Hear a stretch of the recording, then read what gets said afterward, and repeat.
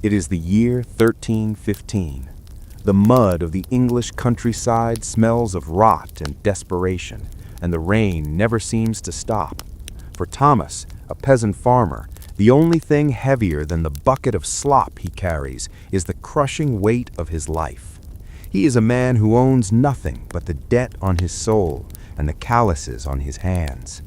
Look closer. That scar on his cheek isn't from a brawl. It's from the blade of his Lord's reeve, a permanent reminder that in this world your life is not your own. When the price of grain triples and the harvest fails again, Thomas has a choice: starve slowly beneath the sodden sky or risk everything for a single fleeting taste of freedom. This isn't a fairy tale. This is the truth of the Middle Ages. The world was not gold and glory. It was the color of mud. For Thomas, a man whose 30 years felt like 60, the mud of his village, Oakhaven, was the single most persistent thing in his life. It clung to his worn leather boots, stained the rough wool of his tunic, and coated the hands that had done nothing but toil since he was a boy tall enough to hold a hoe. The year was 1315, and the sky was a bruised, endless gray. For 2 solid years the rains had not let up. The Great Famine had begun its grim sweep across northern Europe, a cold, wet hand squeezing the breath from the poor. Thomas stood on the edge of the domain, the Lord's own private land. His back ached, a deep, persistent throb from hours spent trying to channel the torrents of water away from the flooded fields. The wheat was not growing, it was drowning. "The blight is heavy this year, Thomas," a voice rasped. It was old man Piers, Oakhaven's oldest tenant, his face a road map of worry. He clutched a sack, flat and pathetic, where it should have been bulging with the season's yield. "It is," Thomas agreed, his voice a low gravel. "My lord won't care. The soil yields or you pay the gabelle." The gabelle, the tax on everything from salt to grain, was inescapable. The feudal contract was simple, unbreakable, and brutal. The peasants, Thomas, Piers, and the rest, were serfs. They were tied to the land. In exchange for the right to farm a few strips for themselves, they owed the Lord labor, 3 days a week working the Lord's fields for free, corvée; rent, in kind, a portion of their own meager harvest; taxes, fees for using the Lord's mill, oven, and winepress, banalities. If Thomas wanted to grind his last handful of rye into flour, he had to pay the Lord. If he wanted to bake the bread, he had to pay the Lord. If he wanted to marry, he had to pay the Lord. "He sent the reeve to the north already," Piers whispered, eyes darting to the track leading to the manor house. Godric, the Lord's tax collector and enforcer, was a man whose cruelty was legend. They say the tenants in Winterton couldn't pay. Godric took their youngest. Thomas's stomach clenched. His own family was huddled in their smoky one-room cottage, his wife Ilara and their 2 young children, Agnes and Samuel. They had already eaten the seed corn they should have saved for the next planting. "Thomas," Ilara said, her voice strained, "I tried to gather nettles from the wood. Godric caught me near the edge of the Lord's hunting preserve." Thomas froze. Hunting and gathering on the Lord's land was a serious offense. "What did he do?" Ilara looked up, her eyes wide and fearful in the firelight. "He took the greens, but he did not beat me. He said, 'I must come to the manor house on Sunday to serve the Lord's wife. I am to scrub the kitchen floor.' He said it was a payment for the stolen bounty." Thomas knew what this meant. It wasn't about the floor. It was a thinly veiled threat of sexual coercion, a common tool of control used by the Lord and his men. The droit de seigneur, the Lord's right, was not always an official law, but it was always the reality. A serf's wife was just as much the Lord's property as the pig in the sty. A hot, sick rage, a feeling more luxurious than any meal, welled up in Thomas. He had been beaten, starved, and worked like an animal. He had been taught that the established order, king, lord, priest, peasant, was God's divine will. But seeing the terror in Ilara's eyes cracked that belief like old crockery. He looked down at his own calloused hand, then to the wooden handle of his hoe leaning against the wall. 3 more days on the Lord's field this week. 3 days I could have used to secure my own family's survival. 3 days, and Ilara at the manor house. He knew the law. He knew the cost of defiance. But as the wind howled a grim, wet dirge outside, Thomas saw a new, terrible equation. The price of obedience was the slow, agonizing death of his family. The price of disobedience was fast and certain death for himself. He sat by the fire, breathing deeply, making a decision that would either save his bloodline or end it in the mud. He would not surrender his wife or his children to this slow hell. The next morning, Thomas did not go to the domain. Instead, he took his hoe, the one he had gripped so tightly the night before, and walked not toward the Lord's sprawling fields, but toward his own small, waterlogged strip of land nestled near the river. The sky was still low and heavy, matching the pressure in Thomas's chest. He felt every eye in Oakhaven on his back. Every other serf, men and women who lived in the absolute certainty of the feudal system, knew that today was a corvée day, a day mandated for the Lord's labor. His absence was a scream of defiance in a village accustomed to silence. "Thomas, what are you doing?" It was Old Man Piers, hurrying toward him, his face a mix of fear and frantic concern. "My strip needs draining, Piers, and my children need food. I'll work for my family today." Piers grabbed his arm, his grip surprisingly strong. "You cannot. Godric will have your back.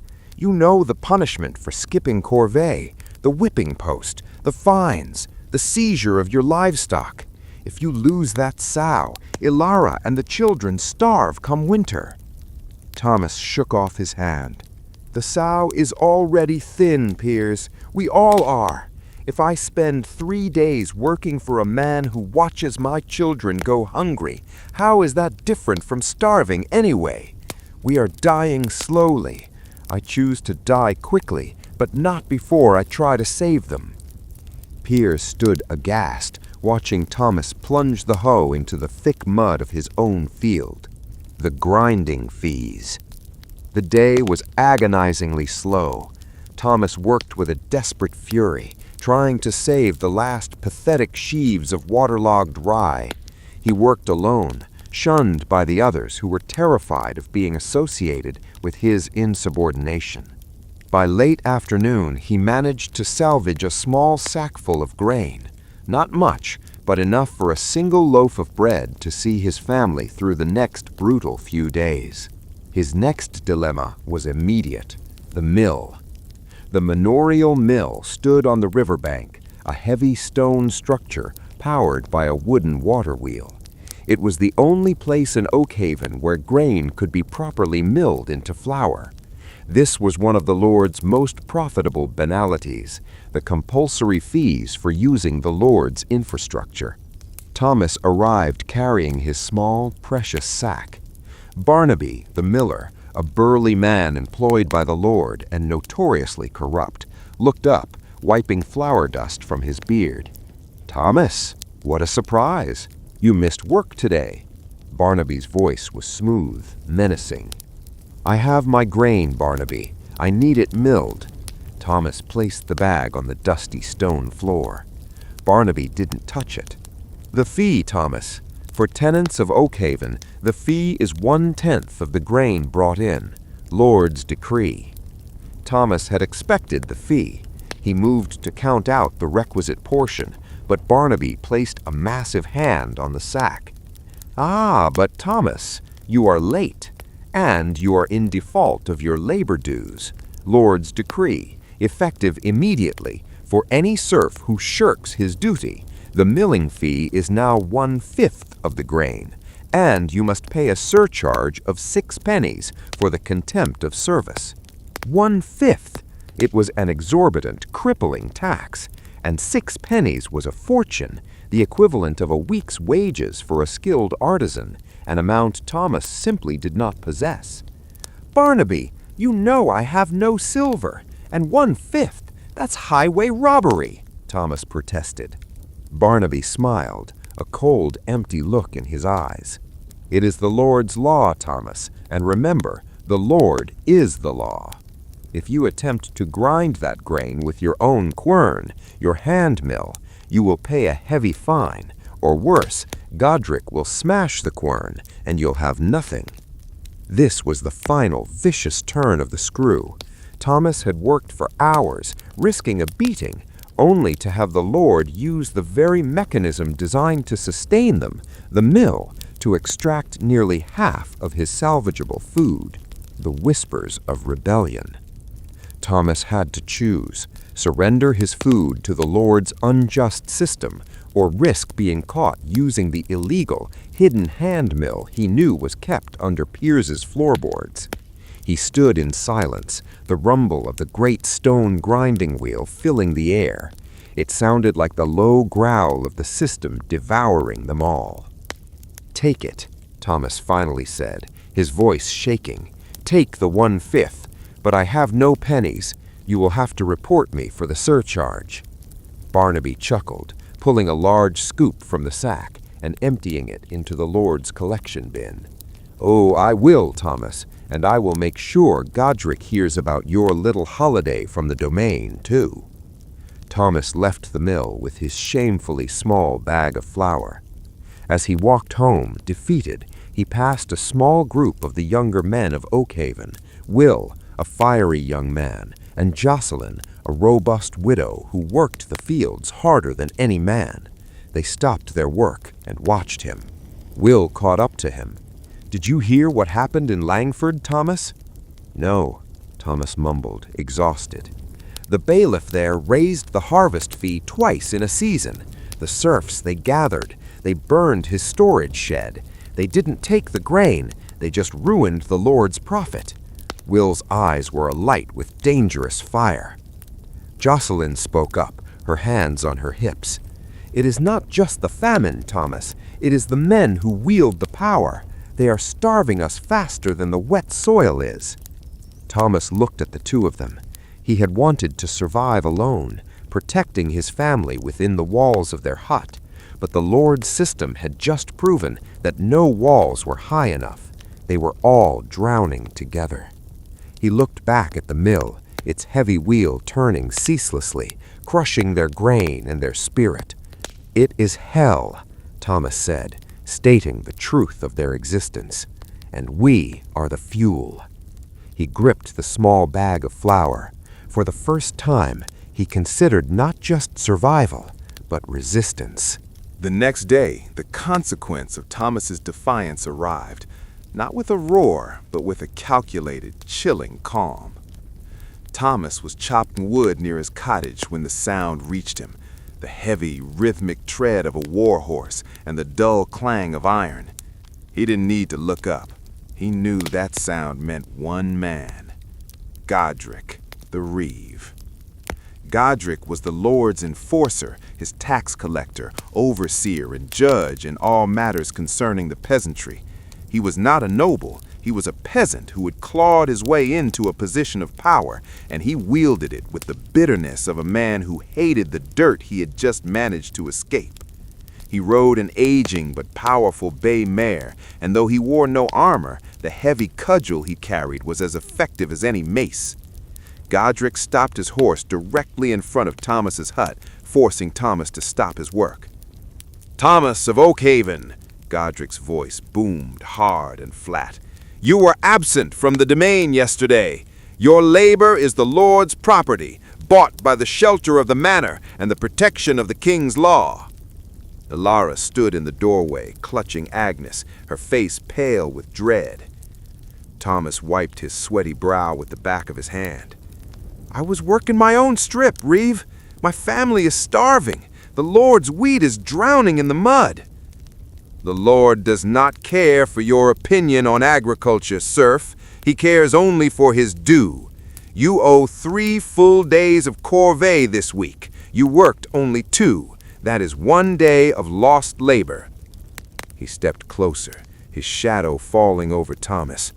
"The fine for lost labor is levied in kind. The Lord requires repayment."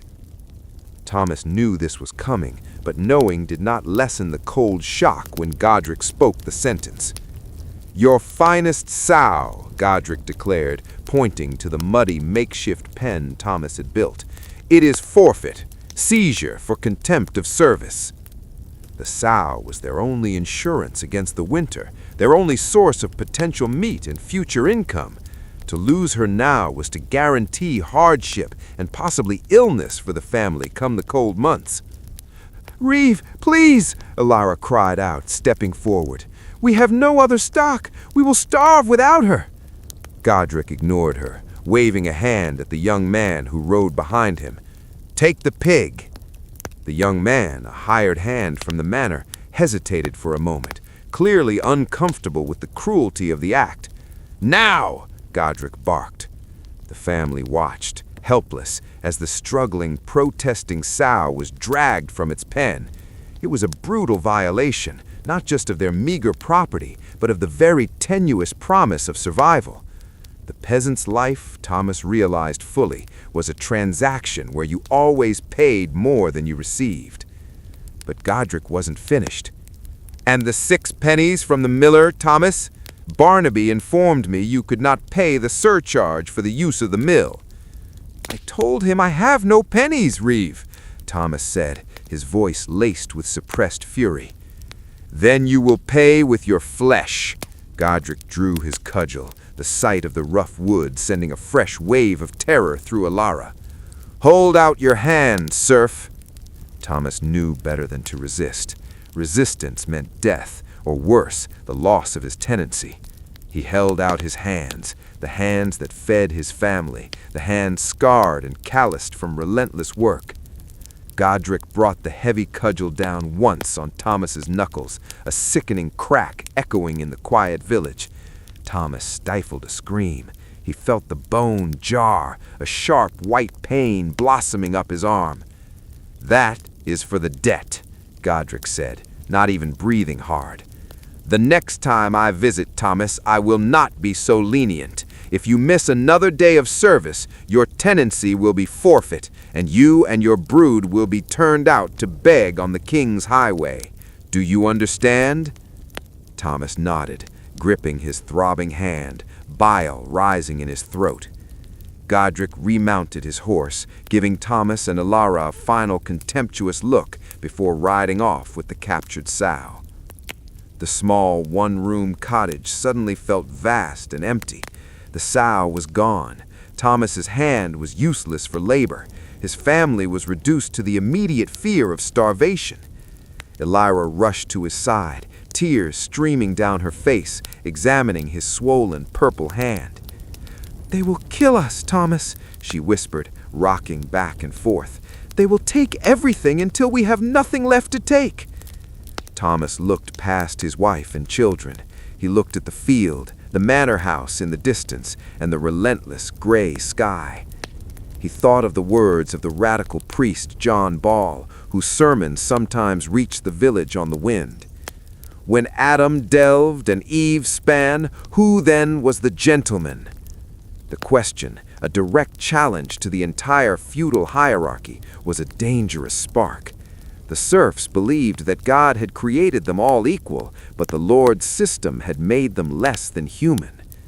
Thomas's pain was now less in his hand and more in the cold, hard decision forming in his mind.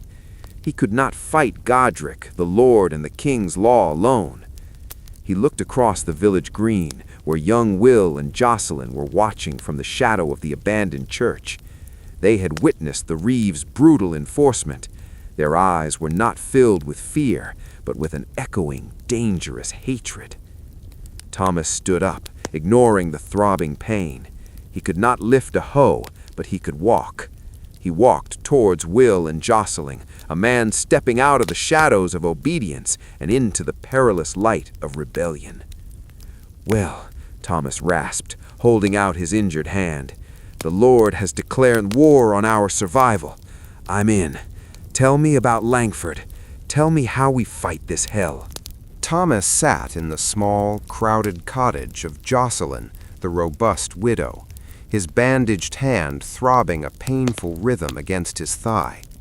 The atmosphere was thick with resentment and the low, urgent murmur of men and women who had nothing left to lose. Present were Will, the fiery young man, Jocelyn herself, whose face was set in a mask of determination, and a few other key tenants: Maud, a shrewd woman who handled the village accounts, and Silas, the village blacksmith, a powerful man whose tools represented the only local means of manufacturing weapons. "The Lord has the law," Silas muttered, running a calloused thumb over the edge of a newly sharpened scythe blade. "He has the reeve. He has the king's justice. We have mud and hunger." "No," Will countered, his voice sharp. "We have something they don't have, numbers, and we have the truth." The serf's legal cage. Will had been listening to the radical sermons and the dangerous rumors that swept the country roads. He explained the brutal simplicity of the serf's legal status, a concept that was the true hell of their existence.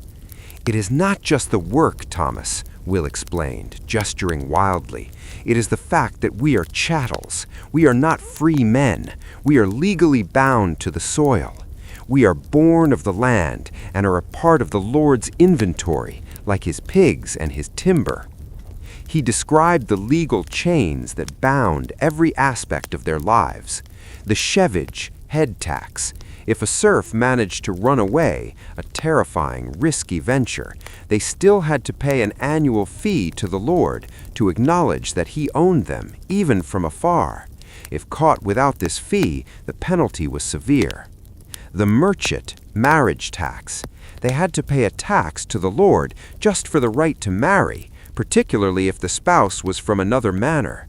This was to prevent the Lord from losing the children, future laborers, to a neighboring estate. The heriot, death tax, the cruelest fee of all. When a tenant died, the Lord had the right to seize the family's best beast, their best ox, cow, or horse, before the body was even cold.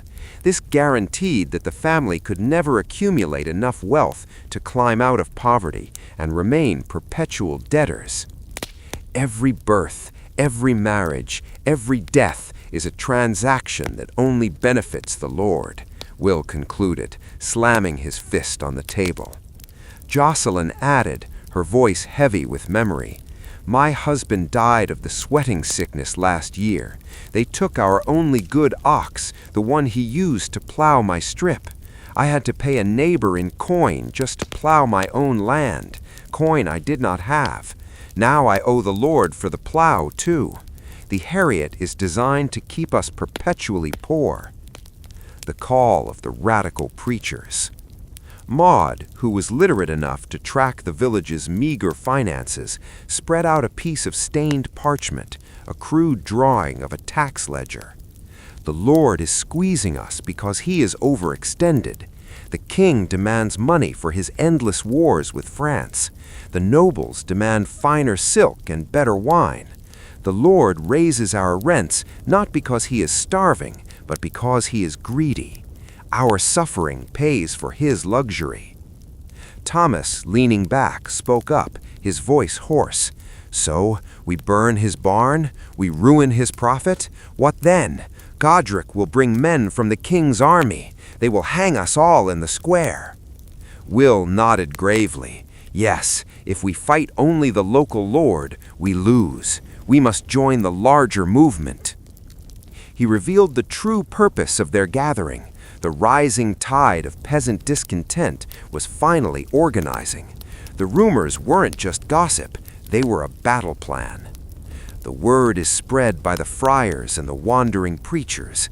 They speak of Wat Tyler and John Ball, leaders who say the king is being misled by his cruel advisors and corrupt bishops.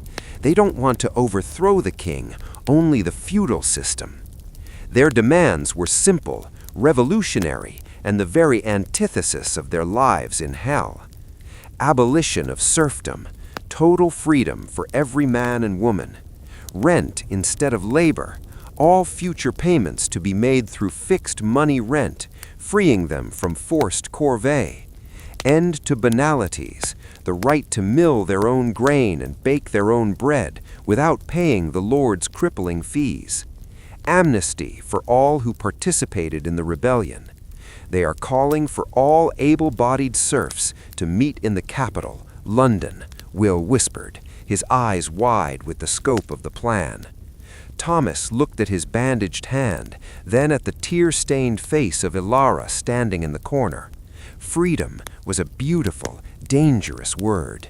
It meant an end to the Reeves' power, an end to the Harriet, an end to the terror that Ilara felt every time Godric rode by. If we march, we leave our crops and our homes undefended, Silas warned. And if the rebellion fails? If it fails, Thomas finished, standing up, his resolve hardened by the memory of the Lord's handmill fees and the Reeves' cudgel. We are no worse off than we are now, dying slowly, bit by bit. But if we win, we are men, not cattle.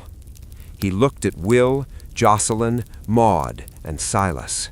How soon do we leave for London? The village of Oakhaven woke to the smell of wood smoke, but it wasn't the usual cooking fire. Under the cover of the pre-dawn darkness, 7 people had slipped away from the manor.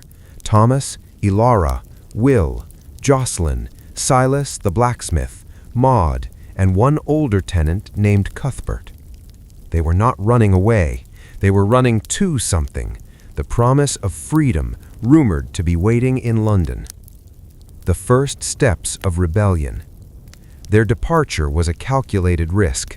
Thomas and Silas, the 2 men most feared by Godric, had intentionally left last. Their final act of defiance was symbolic. They poured oil into the mechanism of the Lord's mill, rendering the great water wheel useless until the parts could be painstakingly cleaned.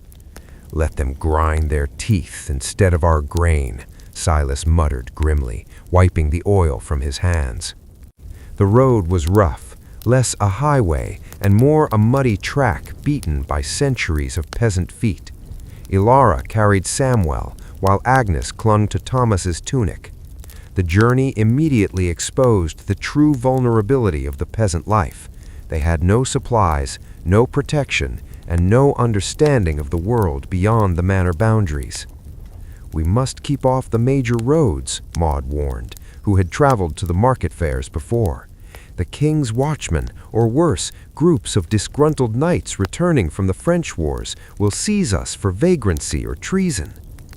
They traveled through the dense, unwelcoming English woodland, navigating by the sun and the rough directions Will had heard from the radical preachers. The fear in the woods was palpable. They weren't just afraid of the Lord's men. They were afraid of hunger, the ever-present curse of the poor. Their meager stores of bread and cheese would not last 3 days. The landscape of despair. As they moved through the countryside, they realized the tragedy of Oakhaven was not unique. It was the pervasive, grim reality of England. They passed fields where the crops were deliberately left to rot, abandoned by serfs who had already marched to London, or who were too weak from famine to work. They saw empty, burned-out cottages, signs of other peasant uprisings that had been brutally put down by local lords before the main rebellion had gained traction. In one abandoned village, they found a grim warning: 3 headless bodies lashed to a whipping post, the Lord's coat of arms crudely carved into the wood beneath them. Cuthbert, the oldest of the group, broke down, sinking into the mud. "This is madness, Thomas. We should have stayed. At least Godric's punishment was swift. This is a terror worse than the Reeve." "We're past turning back, Cuthbert," Thomas said, though his heart was heavy with doubt. "If we go back as traitors. Godric will hang us all now. We must keep moving to the only place large enough to protect us, the mass of the people." The meeting of the tide. On the third day, the air changed. The oppressive quiet of the woods gave way to a distant humming noise, the sound of thousands of voices. They emerged from a copse of trees onto a wide, dusty road. What they saw made Thomas's breath catch in his throat. The road was packed, stretching out in both directions, with a throng of humanity. These were not soldiers, but men, women, and children like themselves, laborers, artisans, runaway serfs, and poor townsfolk. They carried rough tools, scythes, axes, pitchforks, and crude homemade banners displaying the image of a simple plow. This was the main body of the rebel army. Will, Jocelyn, and Silas surged forward, their exhaustion forgotten, their faces alight with disbelief and hope. "Look at them, Thomas! There are thousands!" Will shouted over the din. "We are not alone!" But as Thomas, Ilara, and the children merged into the crowd, the scene was one of overwhelming chaos. There was no order, no discipline.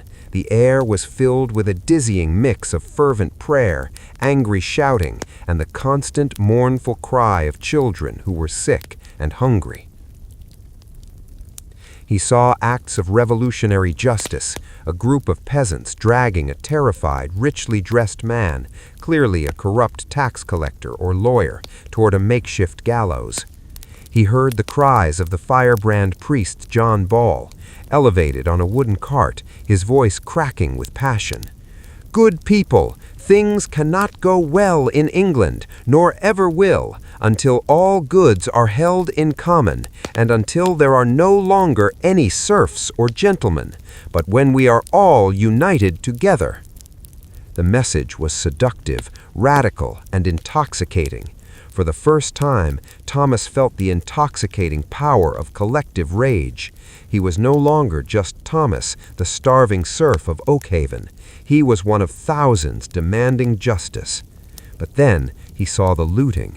A group of rebels was smashing their way into a small town's brewery, not for political gain, but simply to steal the beer and provisions.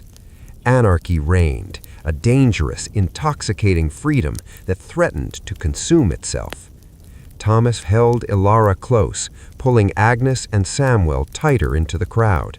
He had escaped the hell of the manor, but he had walked straight into the fire of a nation on the brink of civil war. The rebel army swelled to an astonishing size, tens of thousands of desperate souls, as it marched toward London, the heart of the kingdom. Thomas and his group from Oakhaven were swept up in the intoxicating tide of revolutionary energy. The discipline was non-existent, but the morale was terrifyingly high. On June 13, 1381, the rebels reached the heavily fortified London Bridge. The gates open. London, the great capital, represented everything the serfs both envied and resented: wealth, power, and crucially, access to the young King Richard II. The Lord Mayor of London, Sir William Walsworth, had ordered the gates of the bridge to be shut, knowing the chaos a peasant horde would unleash upon the city. But the rebels had sympathizers within the walls, the poor laborers, apprentices, and dock workers of the city, many of whom faced their own crushing poverty and taxes. As the massed voices of the rebels, demanding freedom and lower taxes, crashed against the gates, a group of Londoners inside opened the barricades. The floodgates burst. Thomas, holding Ilara and the children tight, was carried into the city in a massive, unstoppable rush. Anarchy in the capital. The atmosphere immediately shifted from revolutionary zeal to pure, terrifying anarchy. The peasants were not targeting the king, they were targeting his evil advisors and the instruments of their oppression. Their first targets were not palaces, but the institutions that controlled their money and their lives. The Savoy Palace, the luxurious home of John of Gaunt, the king's uncle and the most hated man in England. The rebels systematically demolished it, burning every piece of furniture and smashing the silver and gold, not taking anything, but destroying wealth as a symbol of aristocratic power. The Temple, the headquarters of the English lawyers and legal clerks who wrote the legal documents, charters, tithes, tax rolls that kept the serfs in bondage. They were dragged out and executed, and the legal records, the actual paper chains of serfdom, were burned in massive bonfires. Thomas felt a grim satisfaction watching the destruction, the culmination of centuries of rage. This felt like justice. Silas, the blacksmith, was swept away with a group who were hunting for the most hated man in the entire tax system, Sir Robert Hales, the treasurer and the man who had instituted the crippling poll tax. The royal confrontation. The king, a frightened 14-year-old boy, was holed up in the impenetrable Tower of London. The rebels, led by Wat Tyler, sent a direct demand to the king: meet them outside the tower at Mile End. The next day, June 14th, Thomas stood with thousands of rebels as the king rode out. The young king, pale and trembling, agreed to all their demands: abolition of serfdom, freedom of labor and trade, pardon for all rebels.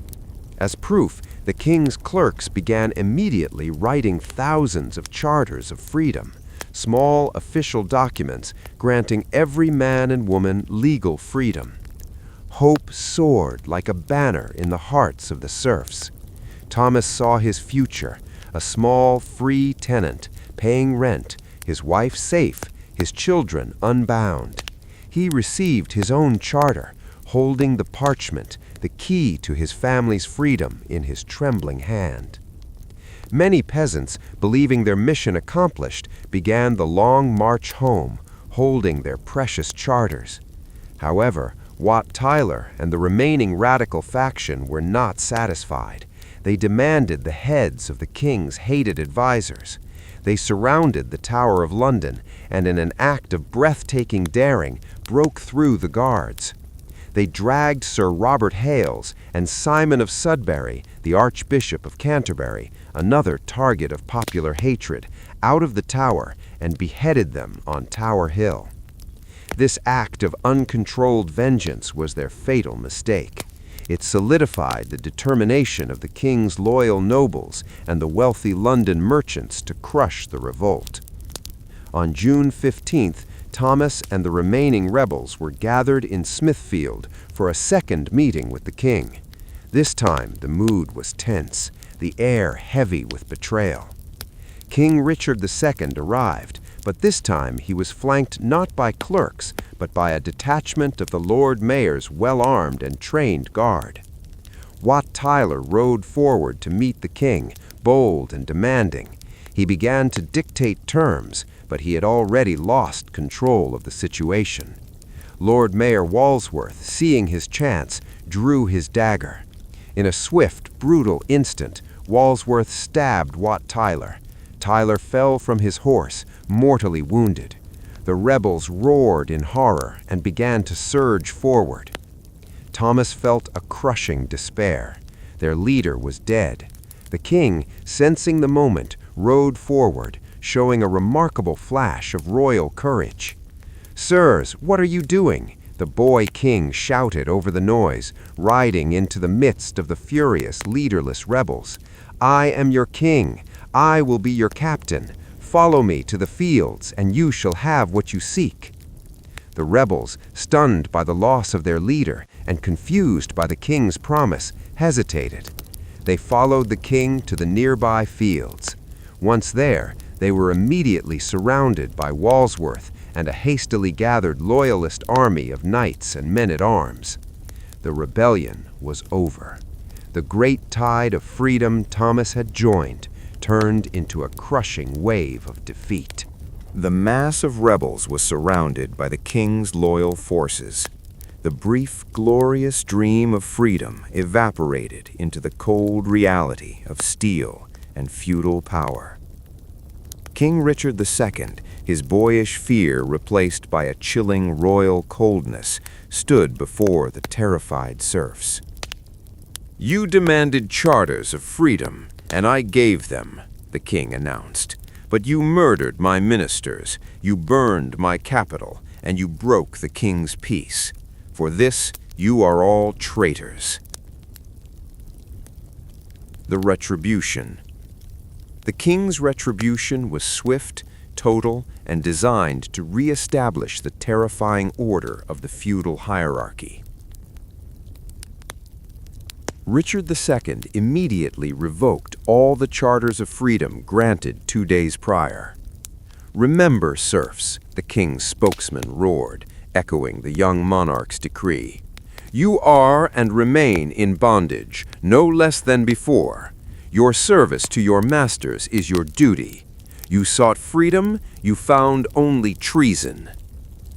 This revocation was the final devastating blow. The king had lied.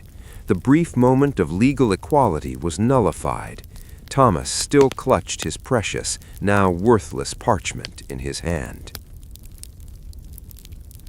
The soldiers moved through the stunned and disarmed crowd, dragging away anyone suspected of being a leader or anyone who had been seen participating in the looting and destruction. Thomas watched, horrified, as Silas the blacksmith was identified by one of the Lord Mayor's men. Silas, the man whose strength was vital to the village, was dragged away, his pleas unheard above the noise. "They will hang him," Will whispered, his eyes wide with fear. The long walk home. Thomas knew they could not stay.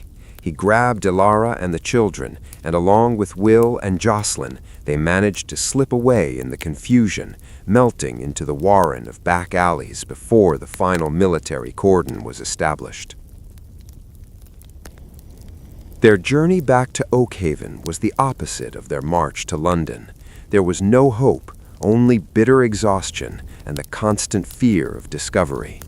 The roads were now patrolled by the justices of peace who were hunting down rebels and executing them without trial.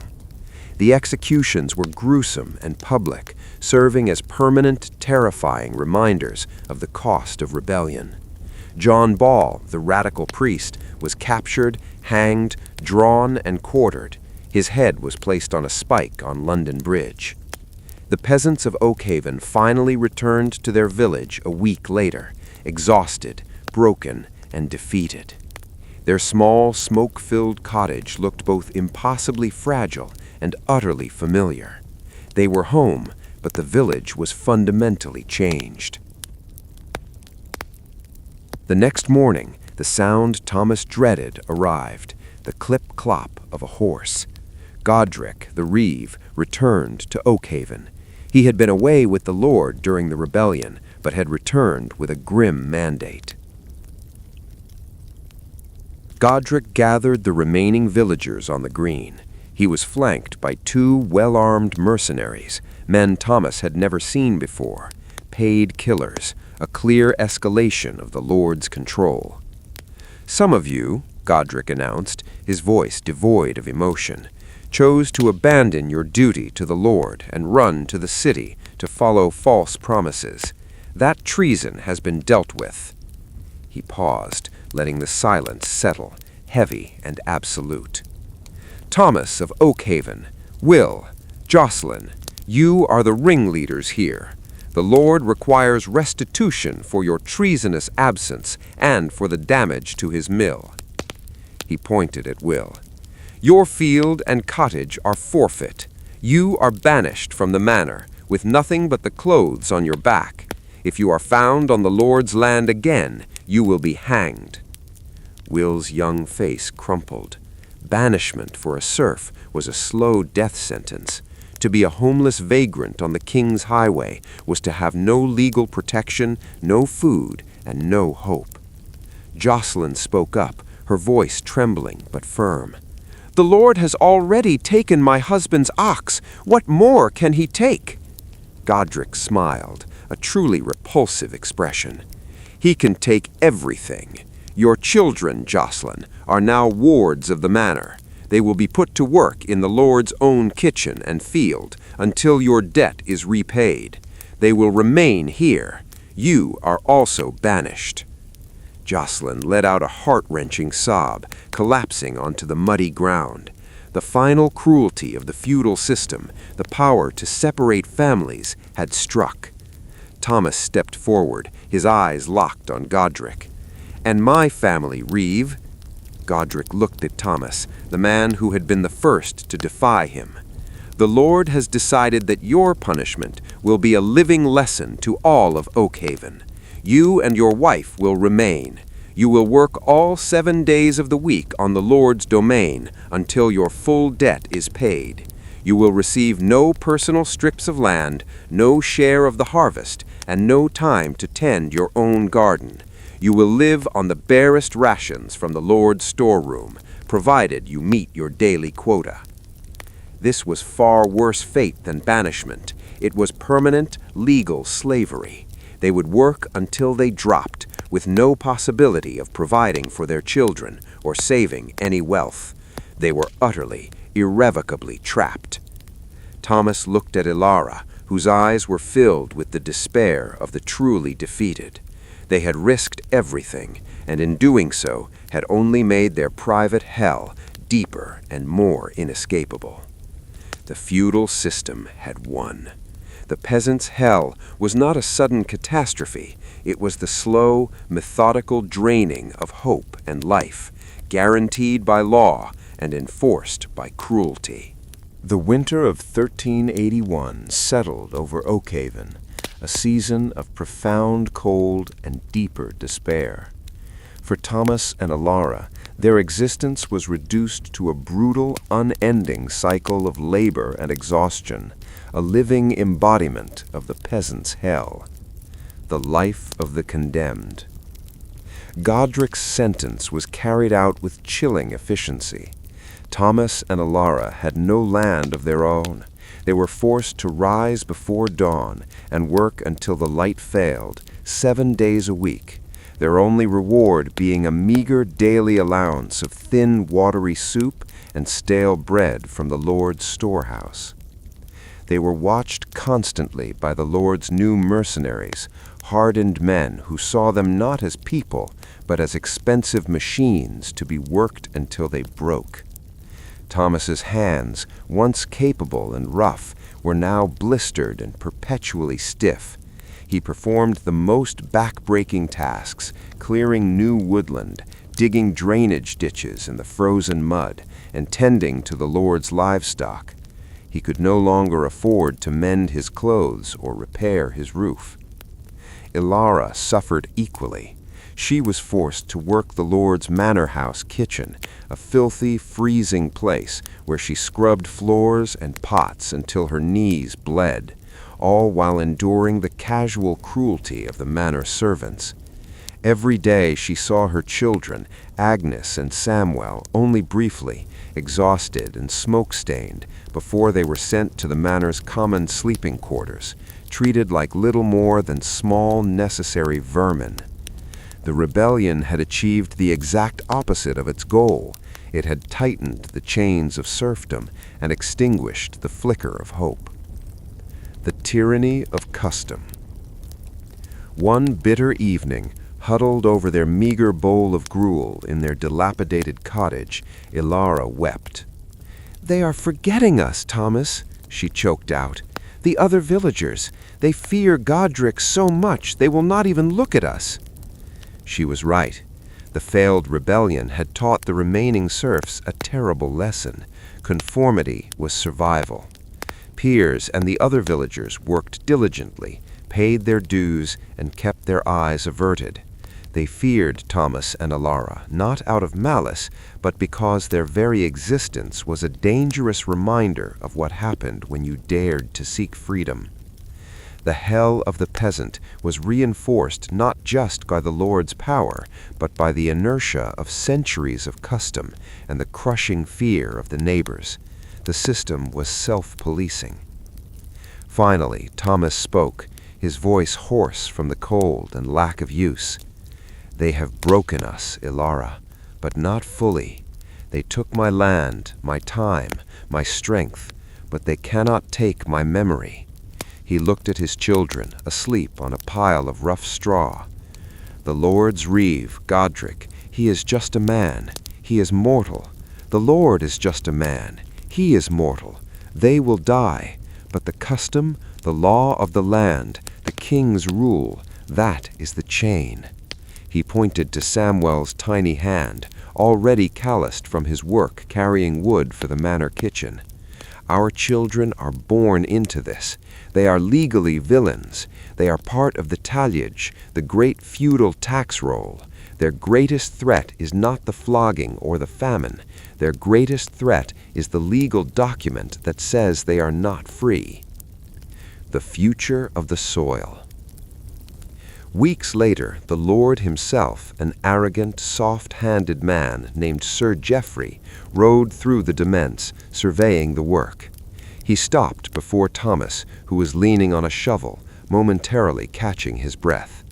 "You, serf," Sir Geoffrey said, his voice clipped and dismissive. "I hear you were a ringleader in the treason. You must learn your lesson well." "I have learned it, my lord," Thomas replied, his voice flat. "Good. You attempted to destroy the order God laid down. You sought freedom you were never meant to have. Now your freedom is to labor for your Lord until the soil reclaims your carcass, and your son will do the same after you. That is the order of things." Thomas looked down at the muddy earth he was digging, then back up at the haughty lord on the expensive horse. "My lord," Thomas said, a sudden fierce dignity in his tone, "my lord, you have taken my land, my sow, and my time, but you have not killed the memory of what the king promised us. You have not killed the words of John Ball. You have taught my children the price of resistance. They will not forget." Sir Geoffrey scoffed, finding Thomas's defiance pathetic. "Promises are written on wind, serf. The law is written on parchment. Your hands are full of mud. Mine hold the seal. Now get back to work." The Lord rode off, satisfied that he had broken the spirit of the last defiant serf. Thomas picked up his shovel. He looked at the vast muddy field, the hell he was eternally bound to. He knew his life would be short, brutal, and perpetually starved. But in the bitter cold of that winter, a new, tiny seed of rebellion was planted. The knowledge that the king's promises, even if false, proved that their condition was not God's will, it was man's law. And what men made, men could eventually unmake. Thomas never found freedom, but he passed the memory of its demand to his children, ensuring that the chain of generations would one day break. 9 years have passed since the failed revolt. King Richard II sits securely on the throne, and the feudal order is outwardly restored. However, beneath the surface of the quiet English countryside, a cataclysm has begun to shift the very earth that binds the serfs. The Black Death, the silent revolution. Thomas is gone. He died 4 years prior, worn out by the endless labor and chronic hunger, buried in an unmarked patch of the Lord's graveyard, forever a villain. Ilara still lives, a woman whose spirit is as worn and patched as her tunic, but she now works with a grim, quiet determination. Their son, Samwell, is a young man of 16. He is tall and surprisingly strong, a result of having survived the brutal childhood that killed so many of his peers. He is legally a serf, tied to the soil, but the world around Oakhaven has changed in a way that neither the Lord nor his reeve can control. The Black Death swept through England and Europe in the middle of the century, killing between a third and half of the population.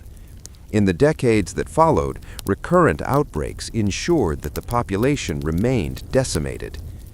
The key to the peasants' hell had always been labor scarcity, or rather, the lack of it.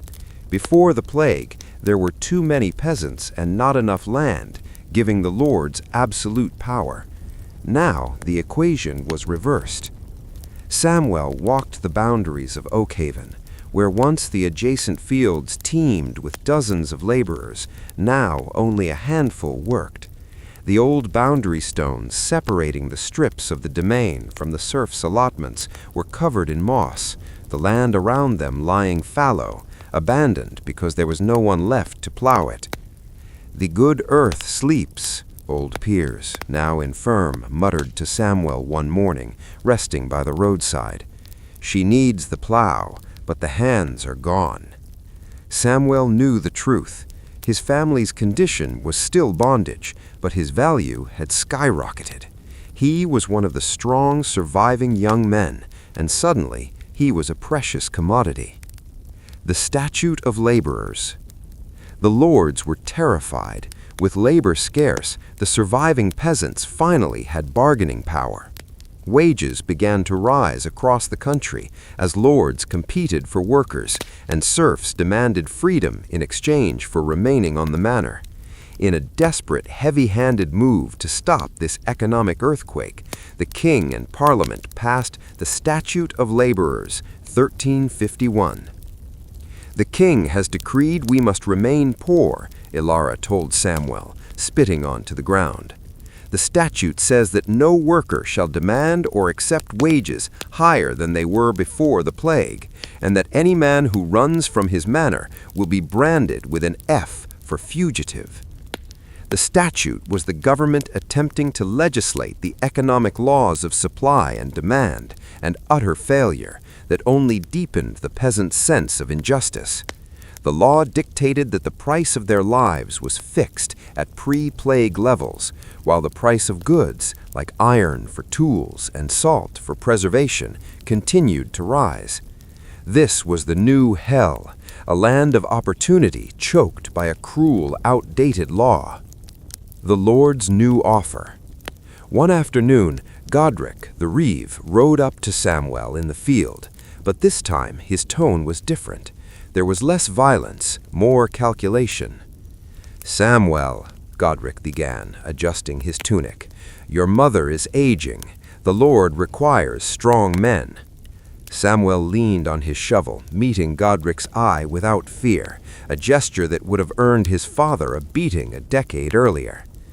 "I am strong, reeve, and I am tired of laboring for no reward."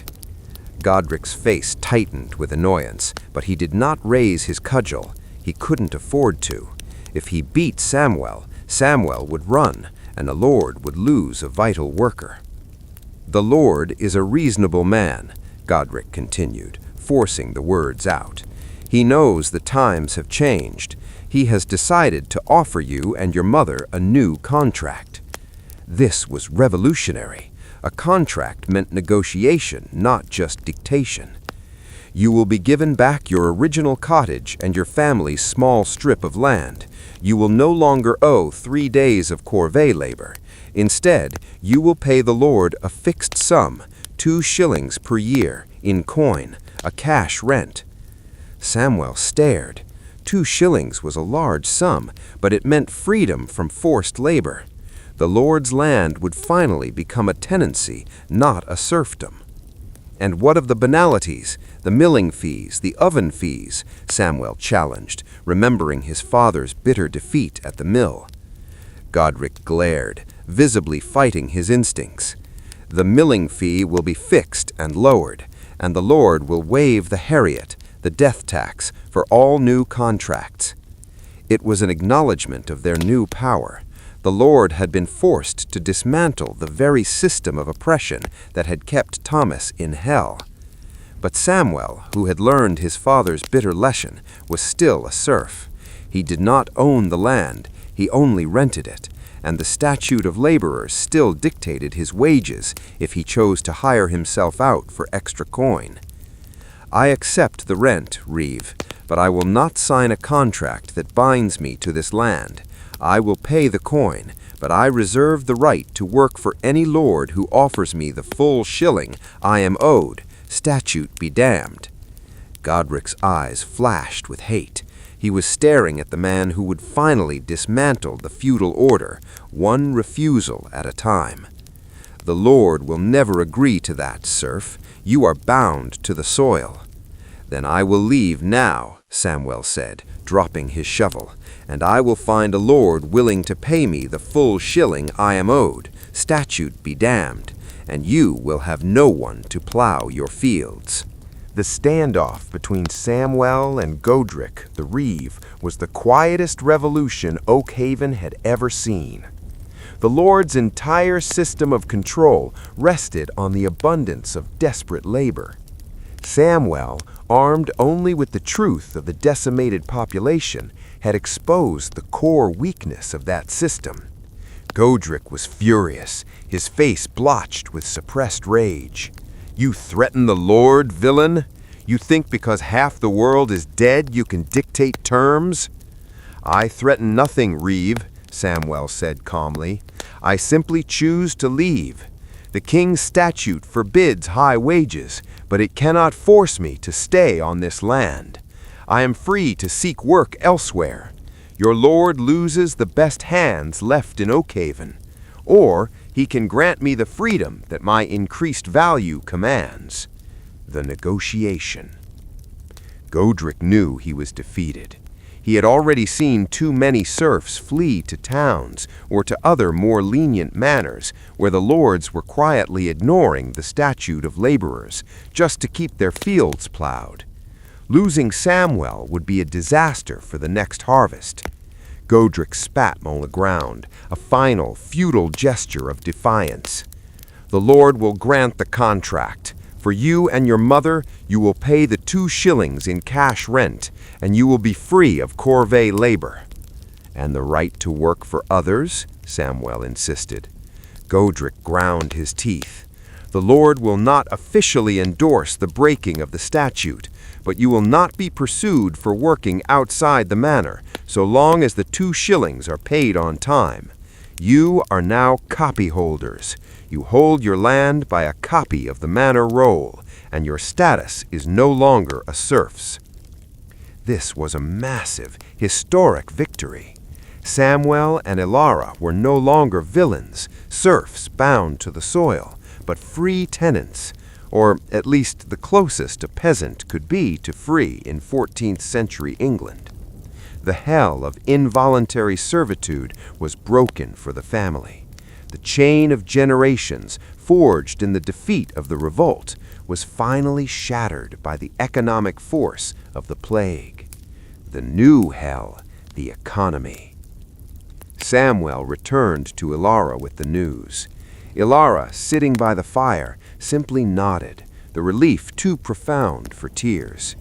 "Your father's memory is paid, Samwell. He sought freedom with a pitchfork. You bought it with your hands."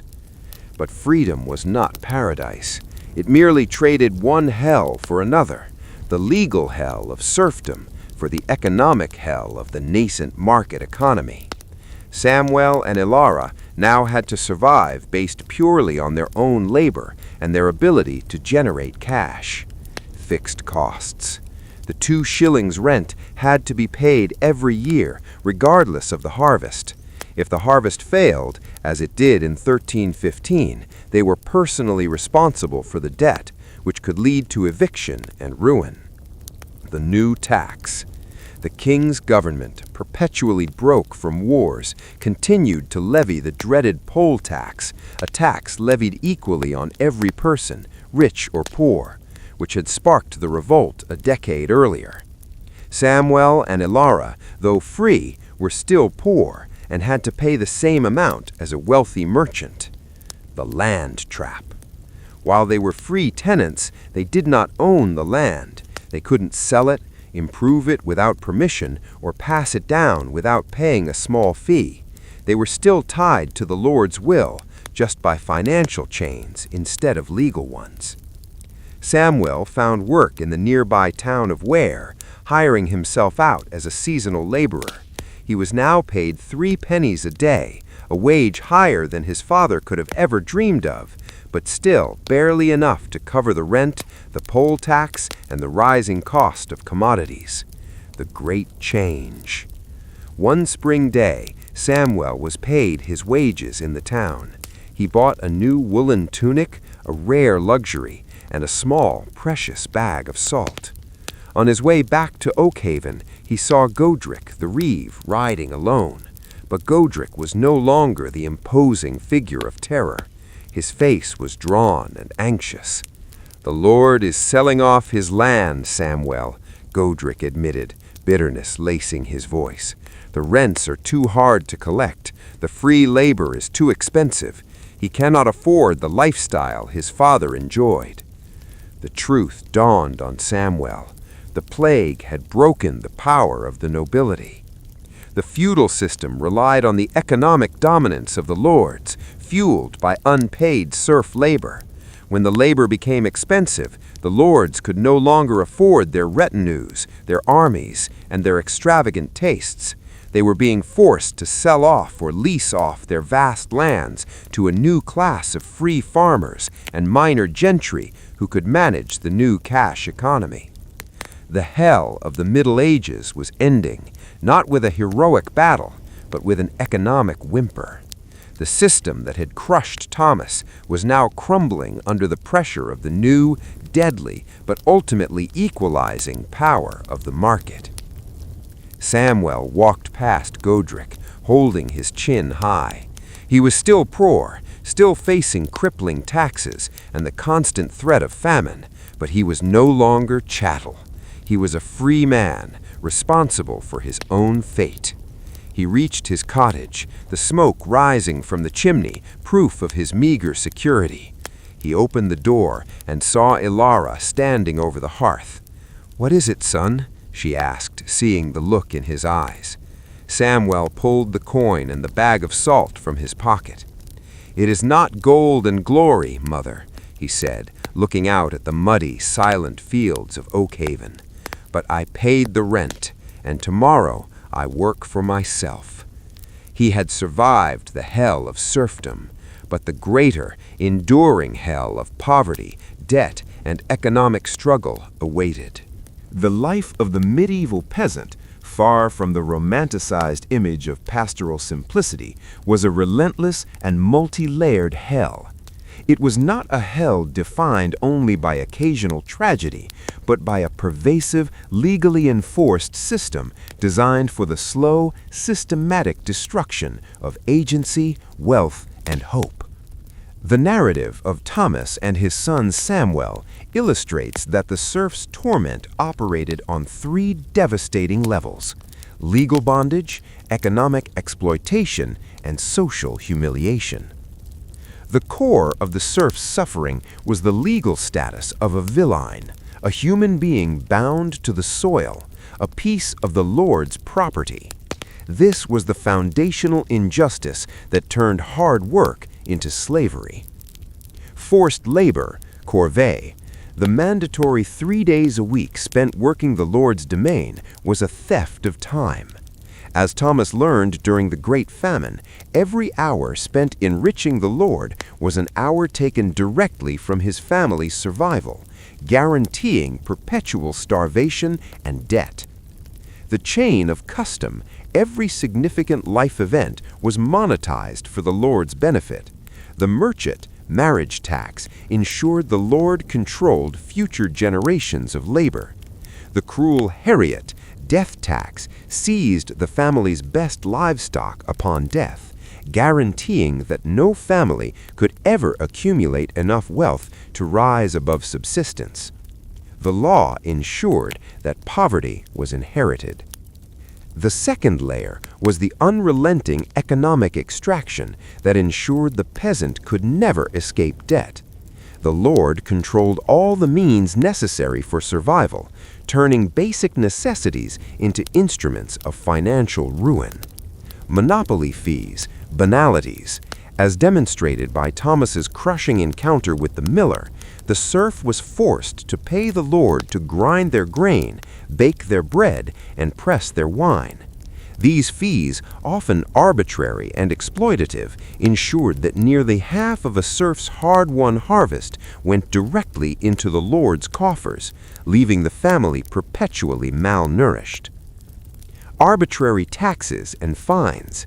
Taxes like the gabelle and the later despised poll tax were applied equally to the destitute serf and the wealthy noble, making them proportionally ruinous to the poor. The reeve, Godric, embodied this cruelty, using fines for minor offenses like missing a day of corvée to seize essential property, such as Thomas's sow, stripping the family of their only insurance against famine. The ultimate breaking of this hell came not through pitchforks and fire, but through a devastating biological force, the Black Death. The plague fundamentally shifted the economic landscape, making labor scarce and valuable. As Samwell demonstrated, the surviving peasants finally possessed the leverage to demand contracts, abolish corvée, and secure cash rent, trading a feudal chain for an economic one. Yet this freedom was flawed. The peasant was now exposed to a new economic hell, the insecurity of the market, the threat of debt and eviction, and the government's continued attempts, via laws like the Statute of Laborers, to artificially suppress their wages.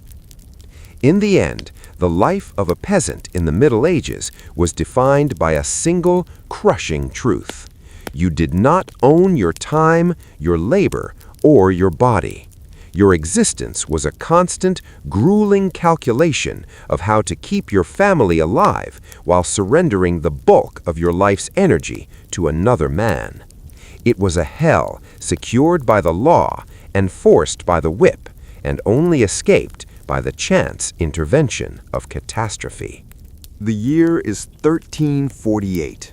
The air in the village of Oakhaven didn't smell like wood smoke and fresh-cut hay. It smelled like something had died a slow, agonizing death. It smelled like fear, sweat, and unwashed bodies, a permanent, sickening fog hanging over the cluster of thatched roofs and muddy paths. This wasn't a fairy tale. There were no shining knights rescuing damsels or grand, joyous feasts. This was the Middle Ages, and life was, to put it plainly, a brutal, relentless slog. Our story begins not in a castle, but in the meager hut of Ilara. She was 16, but her face, perpetually grimy and etched with premature weariness, made her look decades older. Ilara was born a peasant, a serf, a human anchor chained to the land of Lord Harrington. She had no freedom, no rights, and certainly no voice. This morning, the pain in her stomach was a familiar sharp twist. Breakfast was a small, rock-hard loaf of bread made of rye and God knows what fillers, washed down with ale. Yes, ale, because the local water, drawn from a well shared by the livestock and the village's communal latrine pit, was a sure ticket to a fever that could kill a person faster than a hungry wolf. "Up, girl," snarled her father, Thomas, his massive hands, calloused and cracked from decades of labor, already grasping the handle of his hoe. "Lord Harrington demands the full measure of his harvest today. If we are slow, he'll take our pig, and then what will we eat this winter?" Ilara knew the consequence. She and her family were perpetually one bad harvest, one tax, or one lord's whim away from complete starvation. As she stepped out into the muddy track, the first rays of the sun revealed the true extent of their plight. Her neighbors, Gael and young Finn, were already hunched over, their clothes made of coarse, scratchy wool that rarely saw soap, mud-caked and threadbare. But today, the misery was different. A strange, unnatural silence lay over the village. The usual sounds of cackling geese and children playing in the mud were absent. A cart, rattling unnervingly slowly, rolled into the village square. It was driven by the village priest, Father Michael, his face pale, his eyes wide and hollow. He wasn't carrying sacraments, he was carrying bodies. "It is here," he whispered, his voice catching. "The sickness, the Black Death, it's reached the next village. May God have mercy on us." Ilara's blood ran cold. The talk of the sickness had been a distant rumor, a nightmare from a foreign shore. Now it was a tangible, terrifying entity. How do you survive a plague when your entire existence is already a struggle against starvation, disease, and the crushing weight of a merciless feudal lord?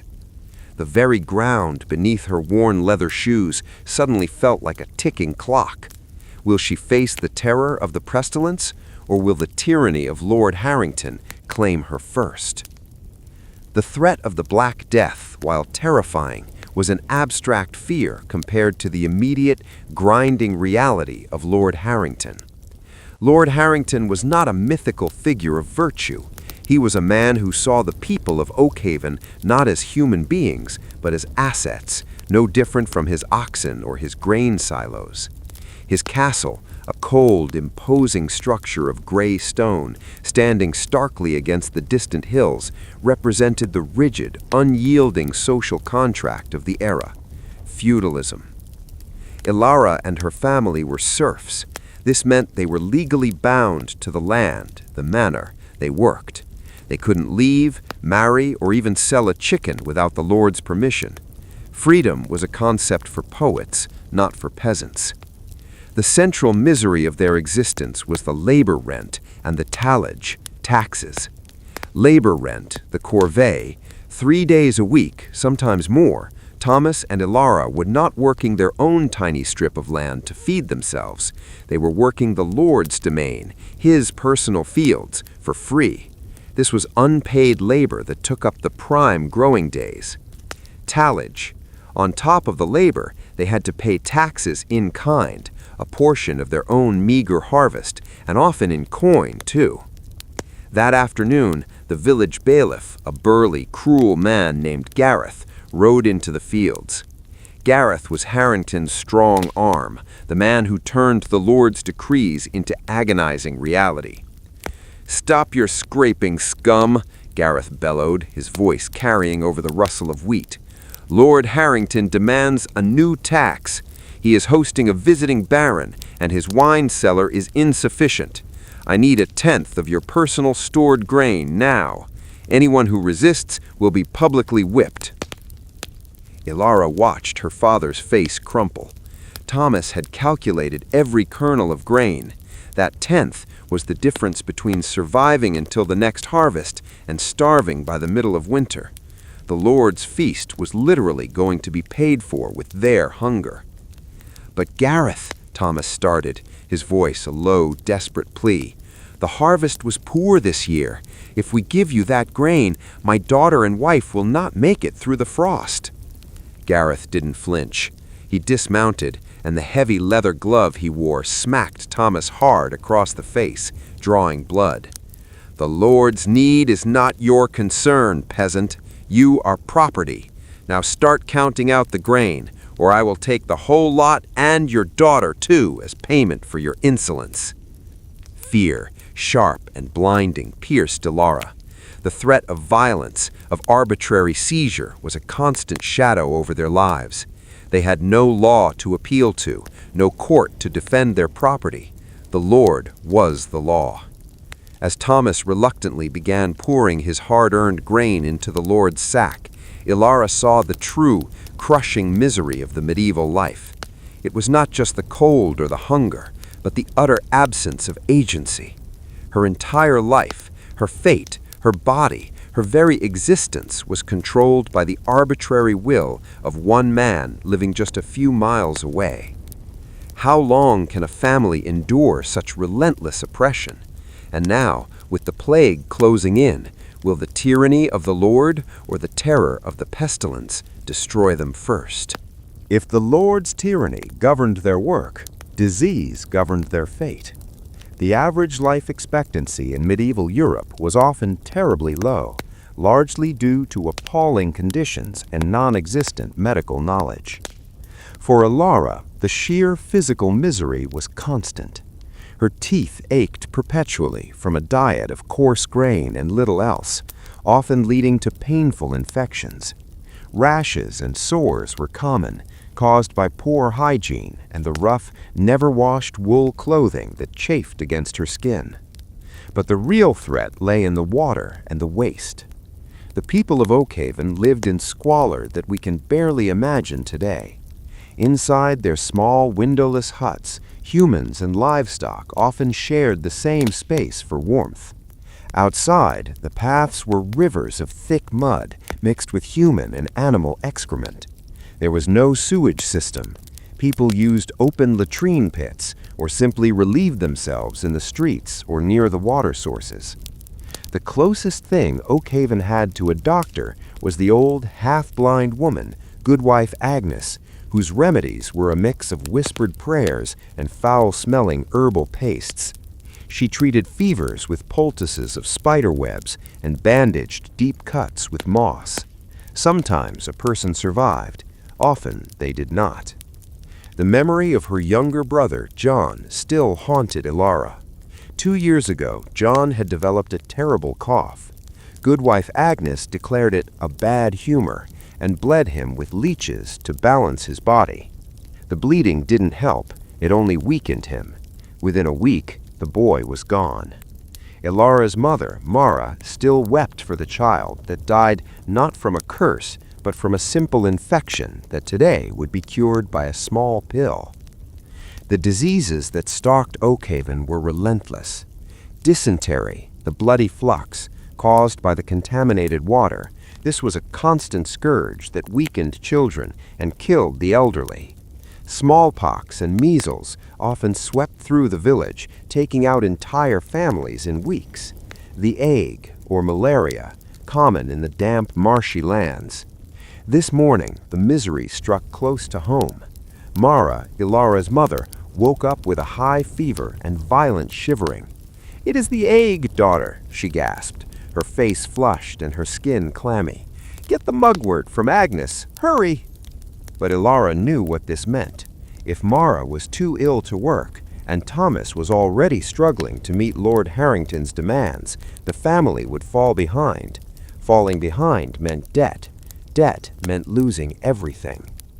As Ilara rushed through the muddy streets towards Goodwife Agnes's hut, the smell hit her, an overpowering stench of rot and sulfur. She stumbled upon a chilling scene. 2 men, their faces covered by cloth, digging a shallow, hasty grave near the churchyard. They looked up, their eyes conveying the news before their mouths could speak. Gail's husband, Robert, taken by the black blisters. It started this morning, and he was dead by noon. Robert had been strong, a pillar of the community, and now he was nothing but a quickly buried body. The Black Death was no longer a rumor. It was a confirmed killer, and its terrifying speed meant that the medieval life, already a razor's edge between life and death, had just become immeasurably shorter. With her mother ill and the plague now claiming neighbors, how will Ilara navigate a world where a fever is as lethal as a sword, and the only hope for survival lies in sheer desperate luck? The most immediate and constant source of misery in Ilara's life was the food, or lack thereof. Medieval peasants lived perpetually on the edge of famine, a condition exacerbated by the demands of the Lord and the unpredictable nature of the weather. Their diet was brutally monotonous and often inadequate. The staple was pottage, a thick gray stew made from whatever was available: peas, beans, onions, and tough, dark grains like oats and rye. Meat was a rare, unimaginable luxury. If they were lucky, they might catch a rabbit or fish a small trout. But hunting on the Lord's land was strictly forbidden and punished mercilessly. The grain that formed their bread was not the fine white flour known to the nobility. It was black, heavy, and often mixed with grit, stones, and even fungus, like ergot, which could cause hallucinations and convulsions. This lack of nutrition led to widespread health issues that further crippled the serfs' ability to work. They suffered from rickets, soft bones, and chronic weakness. With Mara, Ilara's mother, weakened by the ague, Ilara and Thomas faced the hardest day of the harvest alone. They were now working their own small strip of land, a patch barely large enough to sustain them after completing their mandatory 3 days on the Lord's domain. The physical labor was backbreaking. They used heavy, primitive tools. The fields were worked by ox-drawn plows, which required immense physical strength to guide through the thick, rocky soil. The work was non-stop, sunrise to sunset, because a single day's delay could mean the difference between a meager survival and outright starvation. As Ilara hunched over, swinging her sickle, the sun beat down mercilessly, and her exhaustion was a heavy physical weight. She realized that the medieval peasant was trapped in a self-perpetuating cycle of hardship. Poor diet leads to weakness and disease. Disease reduces the ability to work. Reduced work means less personal harvest. Less harvest means a return to the poor diet. Suddenly, a massive storm, unseasonal and violent, rolled in from the west. The sky turned a sickly yellow-green. Hail, the size of marbles, began to batter the fields. Thomas cried out in despair, "No, not now!" In minutes, the storm ruined a substantial portion of their standing crop. The mud turned the paths into impassable quagmires. This was the terrifying capriciousness of the medieval world. Not only did they struggle against the deliberate cruelty of their lord and the constant threat of disease, but they were entirely at the mercy of Mother Nature. A few minutes of bad weather could wipe out an entire year of labor and doom their family to a winter of gnawing hunger. That night, huddled in their smoky hut, Ilara realized they had to make an impossible choice. Use the last of their meager barley stores now to try and sustain Mara and give her strength, or save it for the dead of winter when everyone would be hungry. The choice, she knew, was a calculated gamble against fate. In the medieval world, the church was the single most powerful institution, even more influential in the peasants' daily lives than the king or the lord. It promised salvation from the misery of earth, but it also wielded immense power through fear and taxation. The peasants of Oakhaven lived in a perpetual state of spiritual terror.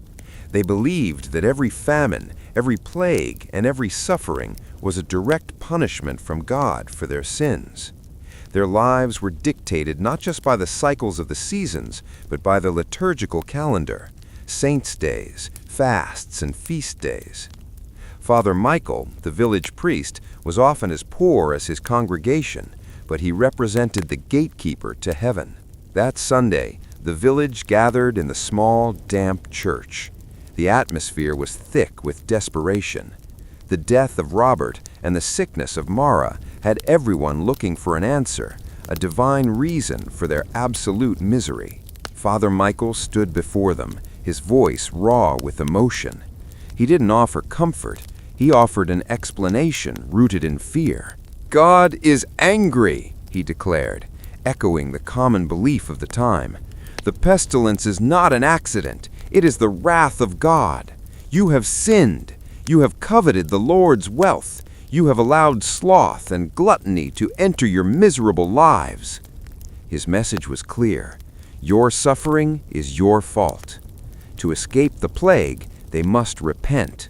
They must donate more to the church, pay their tithes, and live in constant fear of eternal damnation. Ilara watched her neighbors. The farmer, Finn, crossed himself frantically, believing his secret envy of a neighbor's cow was the cause of the disease. Old Agnes mumbled prayers, convinced that her knowledge of herbal remedies was actually a form of witchcraft. The church reinforced the social hierarchy that kept them in misery. Priests preached the divine right of kings and lords, that the Lord's authority came directly from God, and therefore resisting the Lord was a sin. They taught that the peasants' poverty was a blessed path to humility, while the nobility's wealth was God's reward for their piety. This theological framing made the feudal system feel not just oppressive, but sacred. However, the church was not only a source of spiritual guidance, it was also a major landowner and a demanding tax collector. Ilara's family was required to pay the tithe, a tax representing 1/10 of their already scarce income or harvest, directly to the church. After the sermon, the collection basket was passed around. Even knowing that the grain they gave up meant less food for Mara, Thomas dropped a handful of barley into the basket. The fear of hell was a more potent motivator than the fear of starvation. As they left the church, a new group of travelers arrived, not priests or merchants, but a terrifying sight that was becoming common during the early stages of the plague: flagellants. These fanatics, believing they must atone for the world's sins through self-punishment, marched through Oak Haven, whipping their own backs until the streets were slick with blood. Their eerie chants and acts of violent penance only served to amplify the fear and confirm the villagers' belief that the end of the world was nigh. Ilara felt utterly abandoned. If God was so angry, and their prayers and taxes were not enough to stop the plague or the hunger, what hope did they have left? Their entire belief system, the one thing that was supposed to make their misery bearable, was now telling them they deserved the suffering. With divine judgment seemingly against them, and the physical world collapsing, where will Ilara find the strength to fight for her mother's life and her family's survival? The return to the brutal economics of Oak Haven was swift, even as the shadow of the plague grew longer. Lord Harrington was not interested in piety or penance. He was interested in profit. The fundamental misery of the serf's life was the perpetual drain of wealth. Even if Ilara and Thomas had a decent harvest, the Lord had multiple ways of ensuring they remained poor, indebted, and bound to his land. The next day, Gareth, the bailiff, returned, not for grain, but for fees. He demanded the mill banality. Your wheat is ready to be ground, but by Lord Harrington's ancient right, you may not use your own stone or grinding stick. You must bring it to his mill and pay the Lord a hefty portion of the flour for the privilege. This was one of the many banalities, or monopoly fees. The Lord owned all the essential infrastructure: the mill for grinding grain, the oven for baking bread, the wine press for pressing grapes in warmer regions. Every time Ilara's family needed to process their food, they were forced to pay the Lord, guaranteeing they never had enough to thrive. Next came the most devastating tax of all: Harriet and Merchant. Thomas's elderly mother, Agnes, not the good wife but his own mother, had passed away the previous winter. The Harriet was the death tax. The Lord takes the best beast from the family upon the death of the tenant, Gareth announced, pointing to their single, scrawny pig, the family's most valuable asset and their only source of protein for the coming winter. "No!" Thomas cried, his face a mask of desperation. "She died a year ago. We paid the church's due, and we gave you the chicken you demanded." "The records have been updated," Gareth said dismissively, lying, as was his custom. "The pig is the Harriet, and since your daughter, Ilara, is now of marrying age, should she wish to marry a man from outside Oak Haven, you must pay the merchant the Lord's fee for loss of his property." Ilara felt the familiar cold dread. She wasn't a person with agency. She was a chattel, an economic commodity whose marriage, whose death, and whose life was leveraged for the Lord's financial gain. The loss of the pig was a death sentence on their winter diet. That evening, a grim silence fell over their hut. Mara's fever had worsened. Thomas sat staring into the fire, defeated. "We have nothing left, Ilara," he whispered. "We are already indebted to the Lord for the broken plow handle. If Mara does not recover soon, we will not be able to plant next spring. We will be cast out." Ilara looked at her shivering mother and her broken father. The misery of their existence was a carefully constructed cage. Every tax, every fee, every monopoly was a bar designed to keep them trapped in inescapable poverty. They had no power to change the law, no wealth to buy themselves out, and now no pig to feed them. Their only option was to survive by the thinnest of margins, a fate that the medieval system was designed to make impossible. The medieval world offered the peasant no safety net, and certainly no fair judicial system. Lord Harrington, who enforced the taxes and stole the pig, was also the dispenser of justice. The concept of equality under the law was alien. Justice was a tool used by the powerful to maintain control over the powerless. The village of Oakhaven held its manorial court once a month, always presided over by Gareth, the bailiff, acting on behalf of the lord. The purpose of the court was not to resolve disputes fairly, but to collect fines. Every petty offense was an opportunity for the lord to extract more money, reinforce feudal rules, punish any attempt to break the cycle of serfdom. Ilara's father, Thomas, was summoned to the court the next morning. His offense?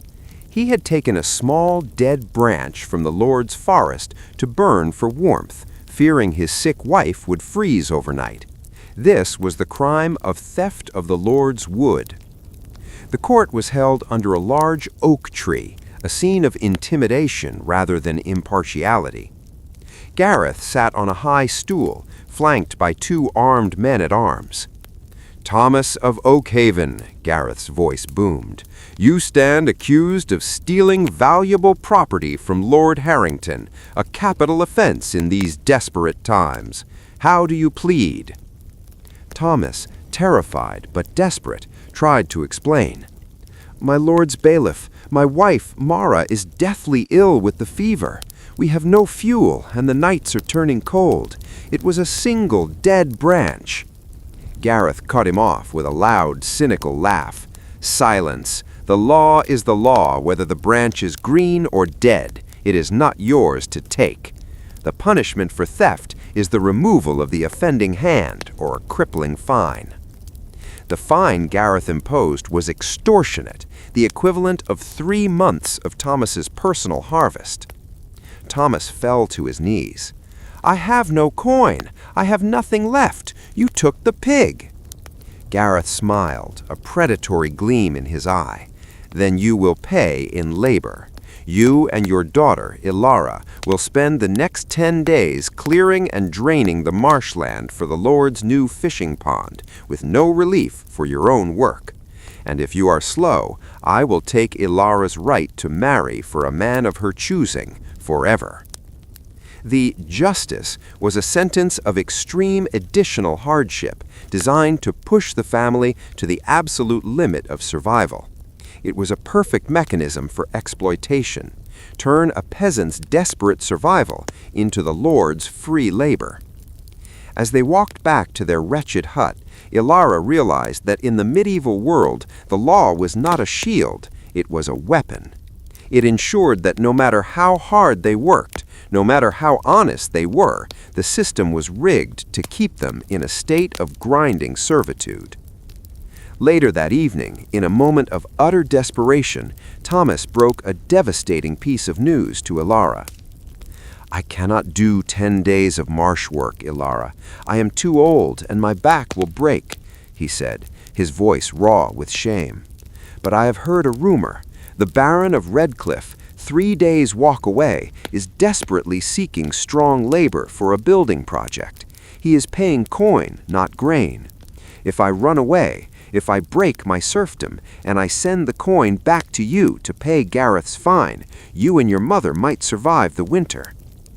Breaking serfdom was the ultimate crime against the feudal system, punishable by torture or death if caught. But staying meant a slow, miserable decline into starvation and death. Thomas is facing the ultimate gamble: risk execution for freedom and pay, or remain a serf and face certain starvation.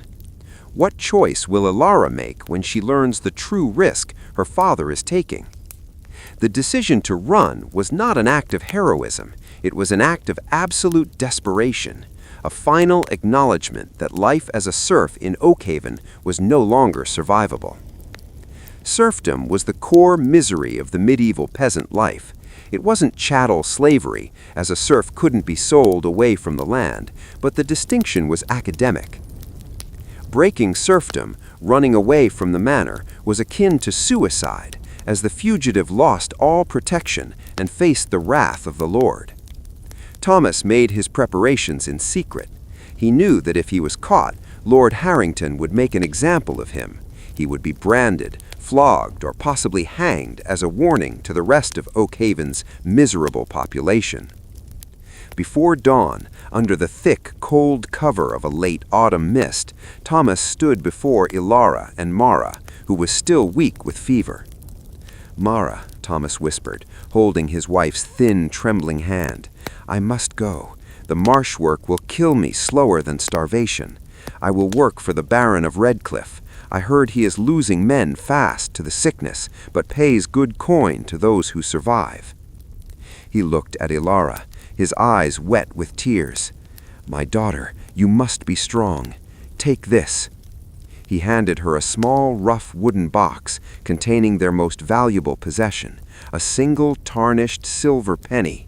This was enough to buy perhaps 2 days of food, or, more crucially, a proper healing poultice from a wandering professional leech, a medical practitioner, if one ever passed through.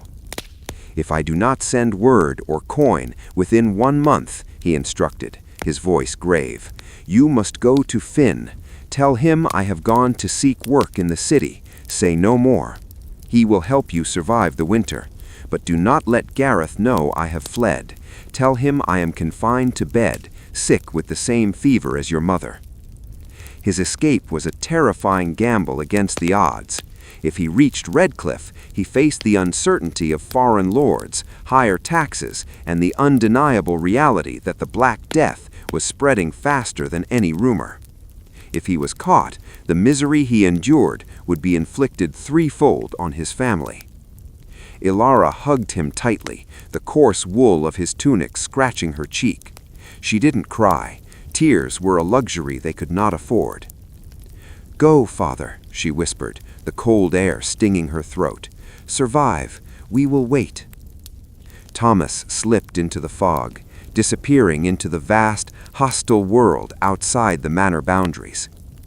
Ilara was now alone, the nominal head of the family, burdened with her sick mother and the impossible task of completing her father's required labor for Lord Harrington. She had to lie to Gareth and fool her neighbors, all while her stomach twisted with hunger and fear. The full weight of medieval misery descended upon Ilara, the constant threat of starvation, the terrifying reality of sickness, the total absence of protection from the cruel demands of the powerful, and now the profound loneliness of separation. She was facing the most challenging season of her life, and she was doing it entirely alone.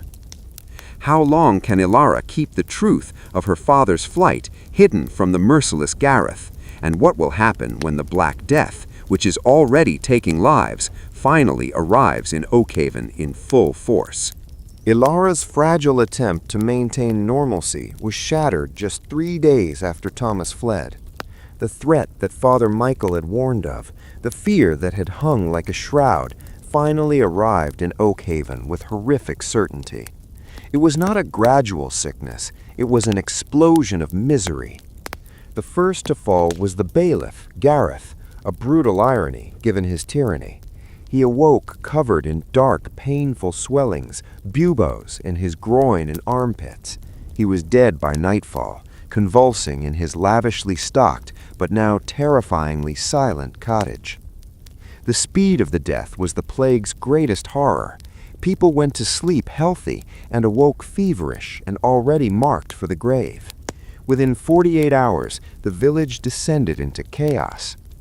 Mara, Ilara's mother, was still suffering from the ague, but suddenly the chronic illness seemed minor. The Black Death was different. Its symptoms were terrifyingly clear: high fever, vomiting blood, and the telltale black spots that spread beneath the skin, giving the disease its name. The social order, already thin, snapped completely. Fear replaced law. Lord Harrington, fearing the contagion, immediately abandoned his castle and fled to a remote hunting lodge, taking his remaining knights and leaving Oakhaven entirely without authority. The iron law of the Lord had been replaced by the blind terror of disease. Neighbors abandoned kin. Families, paralyzed by fear, began leaving their sick to die alone. The doctrine of Christian charity collapsed under the weight of self-preservation. The church was helpless.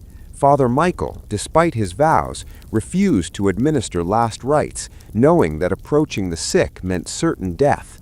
He stood at a distance, shouting prayers over the corpses being piled onto makeshift carts. Ilara found herself in the middle of a collapsing world. Her mother was still weak, but she had avoided the Black Death, for now. Ilara's duties now shifted from harvesting to survival, in a town where every surface and every person felt potentially fatal. She witnessed unspeakable misery. Young Finn's entire family died in a single day, and his panicked neighbors sealed the door of his hut from the outside, abandoning him to his fate. The worst misery, however, was the psychological toll. The belief that God had abandoned them was total. The sheer volume of death, sometimes 3 or 4 people a day in their tiny village, defied any explanation other than divine, consuming wrath. Ilara remembered the small silver penny her father had given her. It was too late to buy medicine, but it might buy them escape. "Mother," Ilara said, helping Mara drink a meager sip of water, "I have to try. I have to see if Father sent the coin. I must walk to the next trading post." Mara looked at her daughter, her eyes filled with fear. "But the roads, Ilara, they are filled with death. You will be taken by the sickness or by highwaymen who prey on the desperate." But Ilara knew she had no choice. Her father's sacrifice was meant to buy them a future, and she could not let the sickness or the hunger invalidate his risk. She had to break the invisible quarantine of Oakhaven. She tied a scarf over her face, a worthless gesture against the disease, and slipped out, leaving behind the miserable, dying village of her birth to face the greater, unknown misery of the plague-ridden world. Ilara has survived the tyranny of the Lord, the hunger of the land, and the initial wave of the plague. Now, as Ilara walks alone into the chaotic world outside Oakhaven, what new perils will she face on the medieval roads, and will she find the coin that means the difference between life and death? The journey on the medieval road was a chilling illustration of how the breakdown of centralized authority amplified human misery. The moment Ilara left the familiar, if wretched, borders of Oakhaven, she entered a landscape of lawlessness and fear. With the king's authority distant, and local lords like Harrington either in hiding or dead from the plague, the roads were no longer safe. The travelers she encountered were not pilgrims or honest merchants. They were mostly refugees, starved and desperate, or worse, brigands and thieves, men who saw the chaos as an opportunity to prey on the weak. She walked warily, keeping to the edge of the forest, clutching the silver penny deep within her tattered tunic. The medieval road itself was a miserable gauntlet. It was not paved, merely a wide, rutted track that turned into a sticky, impassable quagmire at the slightest hint of rain.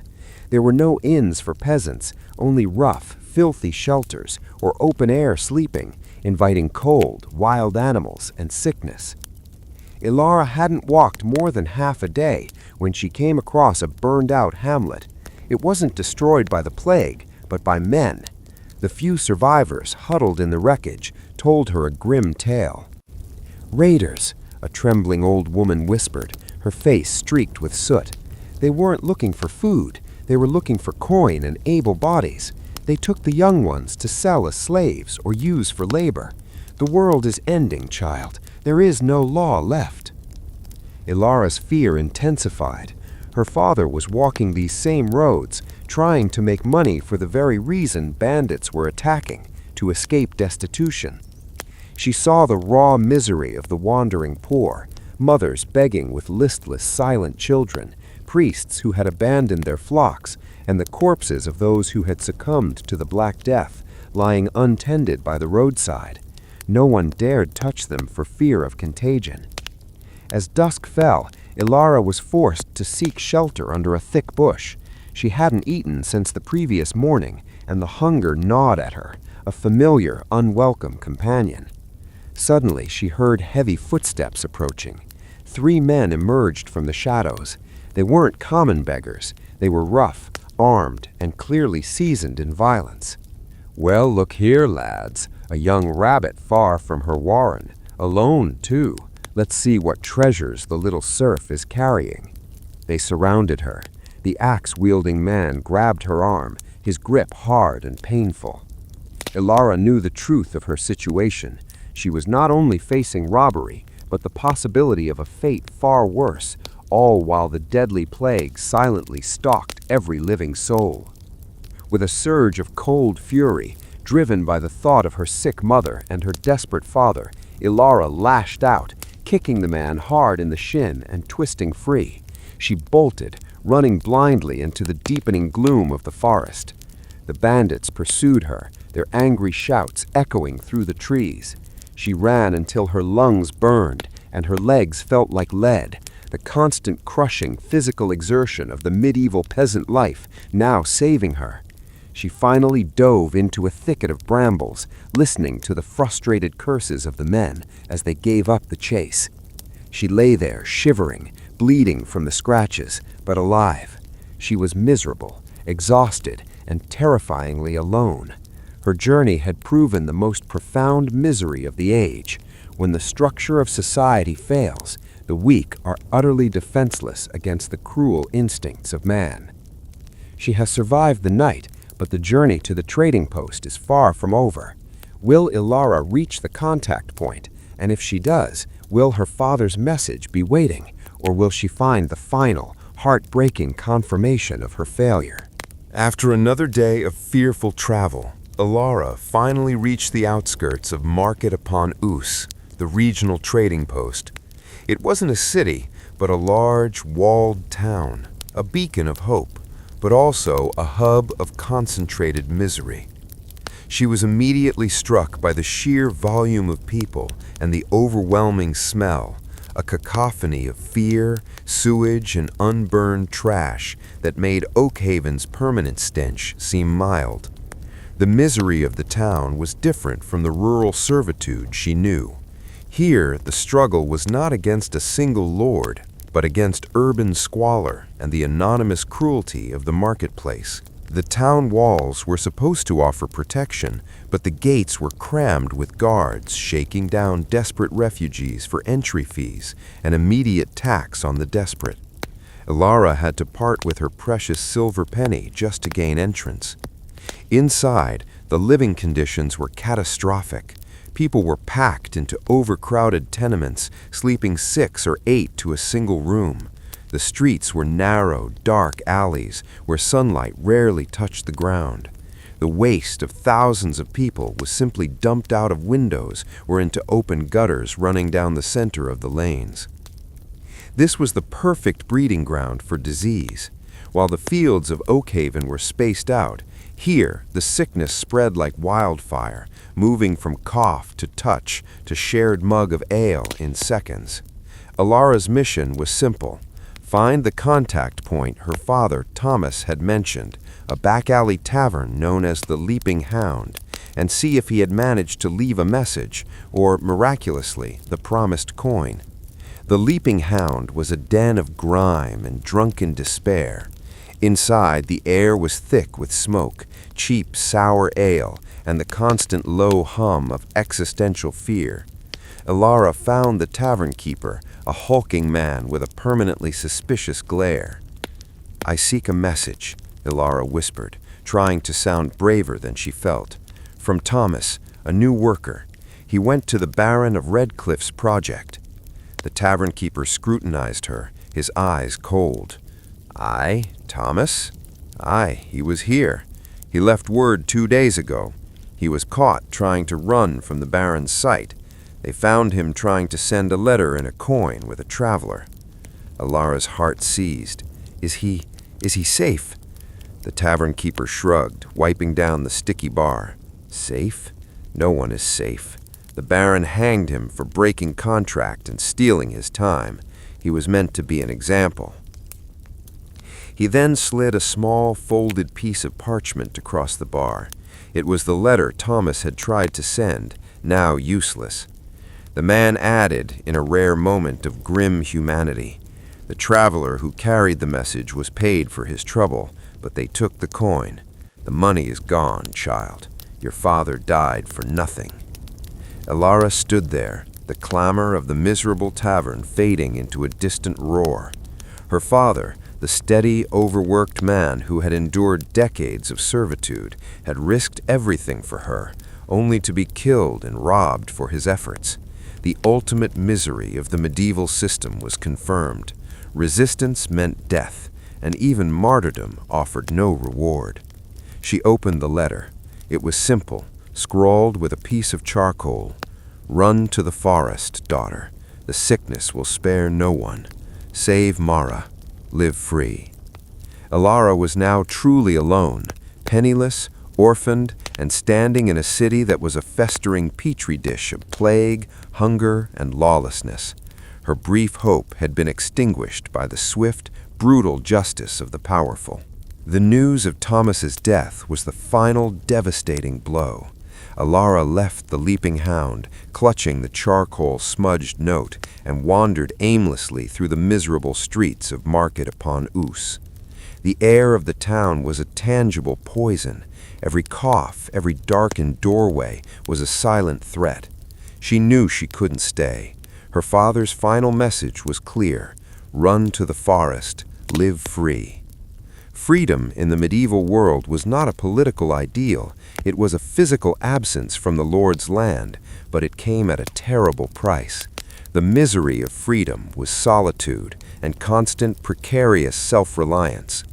Alara managed to exchange the note's parchment for a small, blunt knife from a street vendor, her only possession besides her threadbare clothes. She bought a handful of dried beans and quickly slipped back out of the town gates, ignoring the pleas of the sick and the demands of the remaining guards. She walked for days, following the paths that led away from the settled lands towards the untamed forest known as the King's Wood. The forest offered refuge from the Lord and the plague, but it was a cruel host. Her daily existence became a new form of relentless misery. The struggle for sustenance. Every single calorie had to be found, foraged, or caught. She learned to identify edible berries, roots, and nuts. Hunger was no longer a periodic ache. It was a permanent, grinding companion. The battle with the elements. Without a proper house, she was exposed to the brutal cold and rain. She slept under makeshift shelters of branches and leaves. The dampness seeped into her bones, bringing aches and chills. The fear of the wild. The forest was home to wolves, boars, and other threats. She had to be on constant guard, the fear of a wild beast replacing the fear of Gareth. A week later, she risked a return to Oakhaven under the cover of darkness. The silence of the village was terrifying. The plague had done its work. Half the huts were empty. The communal burial pit was nearly full. She found her mother, Mara, delirious but alive, struggling for breath, her skin paper-thin. "Mara," Alara rasped, recognizing her daughter. "You are safe." "Thomas?" Alara could not lie. She told her mother the truth, leaving out the brutality of the hanging. "He is gone, Mother, but he bought us time." Mara smiled faintly, a ghost of the strong peasant woman she once was. "The misery of this life, it is done for me. You are free, Alara, free of the Lord. Do not let them catch you. Go." Mara died quietly in Ilara's arms before dawn. Ilara buried her mother beside their hut, marking the grave with a small, unadorned stone. She took nothing but the small knife and the knowledge that she was now entirely alone in the world. As the sun rose, Ilara stood at the edge of Oakhaven. The village was now a mass grave, a monument to the combined miseries of feudalism and pestilence. Ilara turned her back on the village. She was 16 years old. She was an orphan, an outlaw, and utterly without resources. But she was free. The medieval world had dealt her every form of misery, the tyranny of the Lord, the terror of disease, the endless hunger, the injustice of the law, and the brutality of the chaos.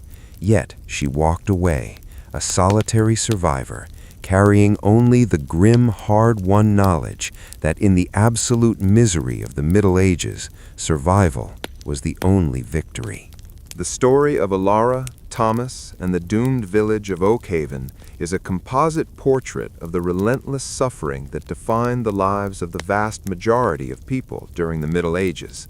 Far from the romanticized image of chivalry and heroic quests, medieval life, particularly for the peasantry, was a perfect storm of systemic oppression, biological fragility, and constant grinding insecurity. This was a life designed by the powerful to extract maximum labor and by nature to deliver maximum pain.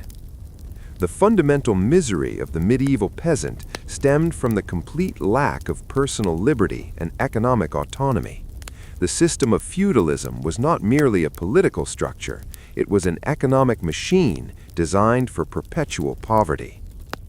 Unending servitude, serfdom. Ilara's life was not her own. She was a serf, legally bound to Lord Harrington's land. This meant no freedom of movement, no right to marry without payment, and no escape from the relentless demands of the manor. Her parents, Thomas and Mara, were trapped in a cycle of unpaid labor. The corvée, or labor rent, demanded their prime working days be spent on the Lord's domain. This theft of time ensured they could never produce enough surplus on their own meager strips of land to truly thrive. Taxation as extortion. Every aspect of the serf's life was monetized and taxed by the Lord. The most devastating were the banalities, monopoly fees that forced peasants to pay the Lord to use his mill, oven, or press, siphoning off essential portions of their hard-won harvest. Furthermore, the death tax, Harriet, stole their most valuable livestock, like the family pig, ensuring that accumulated wealth was immediately liquidated upon death. The justice meted out by the manorial court was merely another means of extracting fines or mandatory labor, turning a desperate act, like Thomas's stealing a dead branch for warmth, into a sentence of backbreaking forced labor in the marsh. The law was a weapon, not a shield, ensuring the peasant remained indebted and compliant. Biological warfare, disease, and starvation. The misery imposed by the Lord was compounded by the misery imposed by nature and unsanitary living conditions. The life expectancy for a peasant was tragically short, marked by chronic illness and the constant specter of starvation. Squalor and sickness. Medieval villages like Oakhaven were death traps. The lack of proper sanitation, open latrines, waste dumped in streets and near water sources guaranteed the spread of waterborne illnesses like dysentery and ague or malaria. Inside their smoke-filled, windowless huts, humans and animals often shared space, fostering disease. When someone, like Mara, fell ill, the lack of medical knowledge was fatal. The treatments, crude herbal remedies, bleeding, and leeches were often worse than the illness itself. Simple infections, treatable today with basic medicine, were swift and deadly killers. The tyranny of the plate. The relentless struggle for food meant the diet was poor, monotonous, and nutritionally deficient. The coarse, rye-based pottage and gritty bread led to weakness, dental decay, and chronic health issues. This weakness, in turn, hindered their ability to work, creating a vicious cycle of poverty and poor health. The unexpected hailstorm that destroyed a part of Thomas and Alara's crop was a reminder that one single weather event could erase a year of grueling labor, plunging the family instantly into the misery of famine. The collapse of order, plague, and chaos. The arrival of the Black Death in 1348 elevated the already miserable existence to an existential nightmare. Fear and abandonment. When the pestilence arrived, the fragile social order instantly dissolved. Lord Harrington fled, abandoning his duties and his serfs. Neighbors, driven by terror, sealed the sick inside their homes. The church, the supposed source of solace, failed completely.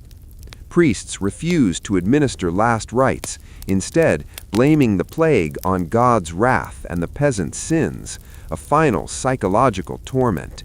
This chaos exposed the raw, brutal truth.